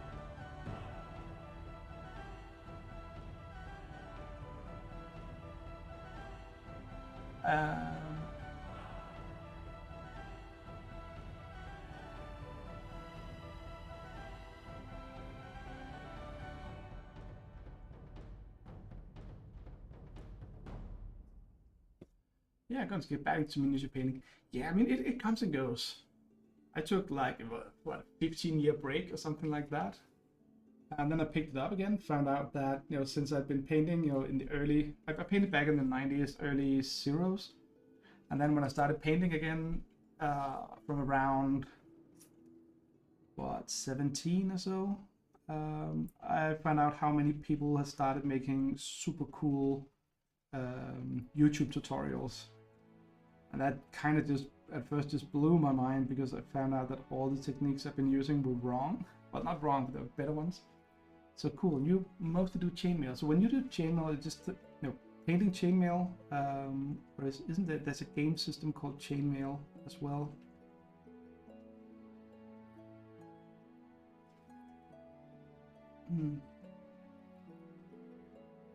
But yeah.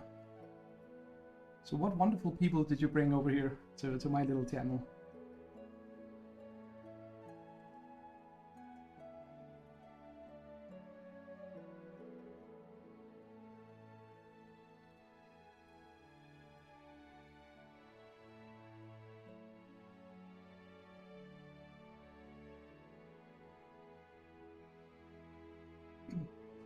Oh, your own shirt of chainmail. Right. I've seen that. That's so fun. So what are you using? Iron or steel or aluminum? Aluminum. You say aluminum in English, don't you? But yeah, full shirt of chainmail. That takes a long time to do. So, congrats. That's an epic endeavor. 。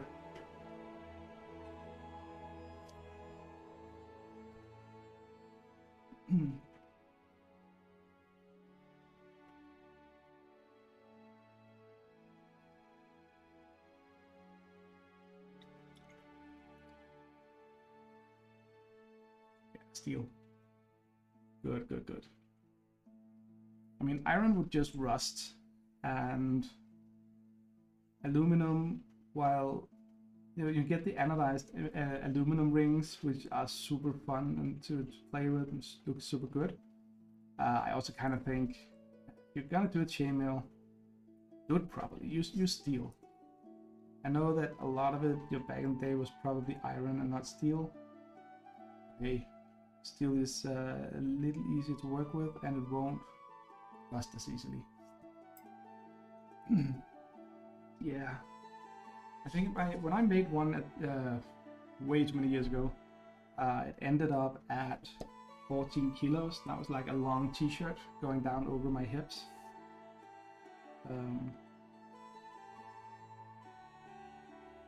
It really put us into a Christmas mood when I was out, I was still running back then. So I ran in it to get a little bit of extra sort of strength exercise from it. And it's just the way it jingles. It really just goes jingle bells.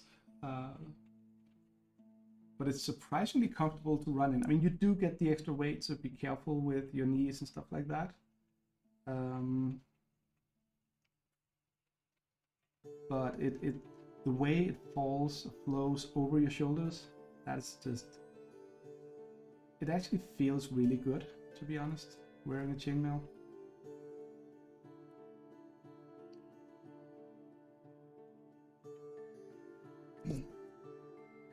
Yeah, I mean that's gonna be a spectacle. So I've never run enough to be able to do a half marathon, but I mean, super cool if you can. And doing for charity as well. That's wonderful. Absolutely splendid.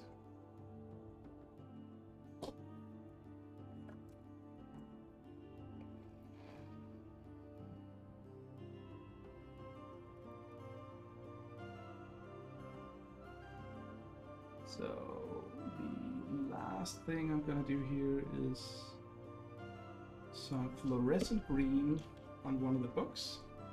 That is what's ordered. Don't run unless to get food. Yeah, I often don't even run to get food. I sometimes run if it's like the last train or bus. Unrelated to running in the chainmail, I actually blew out my knees a couple of years later. So these days I basically don't run at all. If I can help it.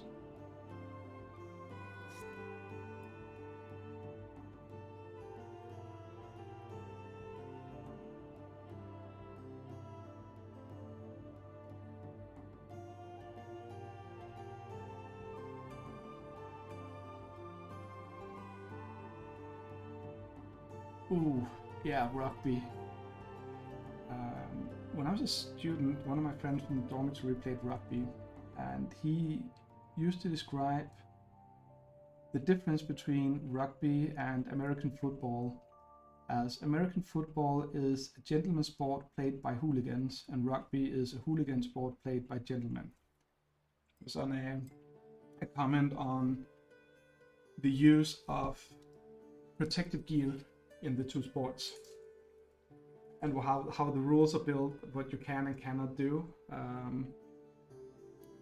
With the people in American football, by this explanation, were basically not allowed to really do anything, but did it anyway. Whereas in rugby, where you can do a lot, people don't, because they have respect for their opponents. So.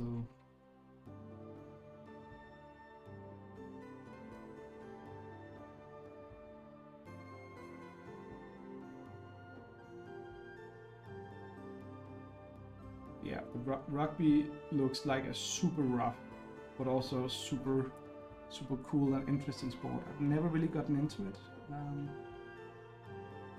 because other than that guy from the dormitory, I never known anyone who actually played rugby. Don't really know where to go to watch it, but hey, maybe I should just go look that up and get out the door.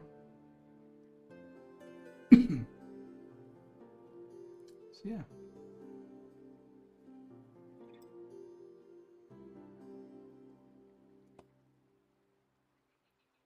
That is a way too bright green book for my liking.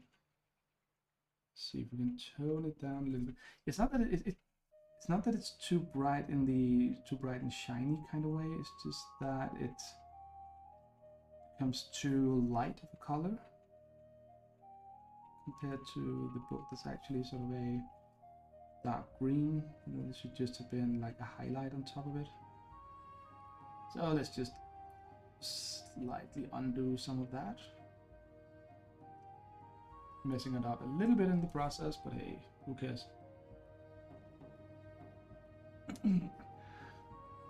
Dante says, yep, and they put some of us rugby players in American football pads, we became, and I quote, a bunch of crazy self-destructive nutters. Yeah, I mean, if you're used to playing rugby and then all of a sudden you have so much protective clothing that you know you're not gonna get hurt, or at least then I'd imagine it going absolutely bonkers. But I also kind of imagine it being super fun.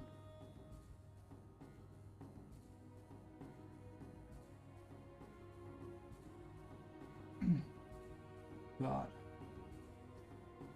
Anyway, those were the books done, which is where I will call it quits for today.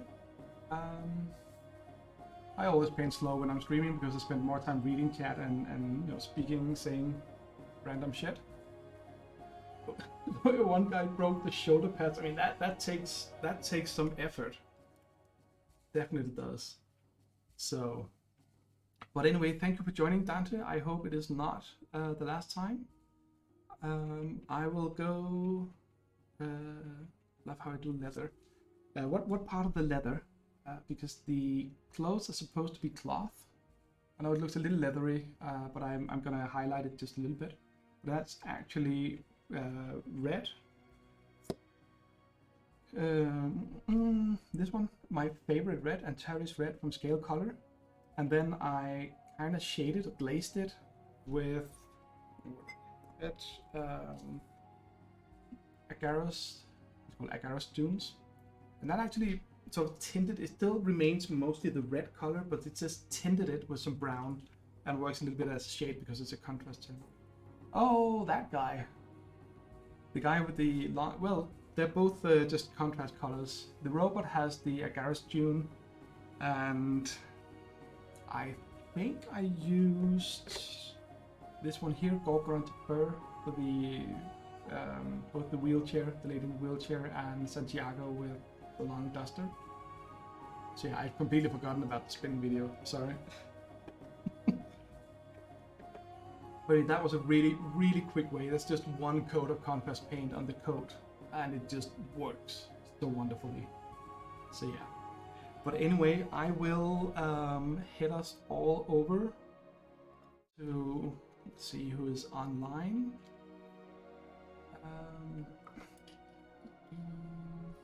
We can probably find, yeah, let's go to Playweird. They're probably painting Malifaux minis. So yeah, so let's go there.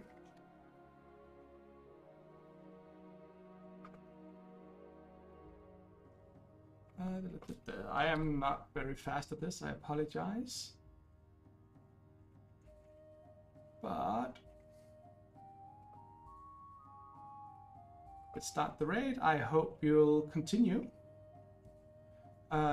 joining us. It has been an absolute fun evening. I appreciate all the follows, I appreciate the raid, and I hope you all have a wonderful evening. See you around.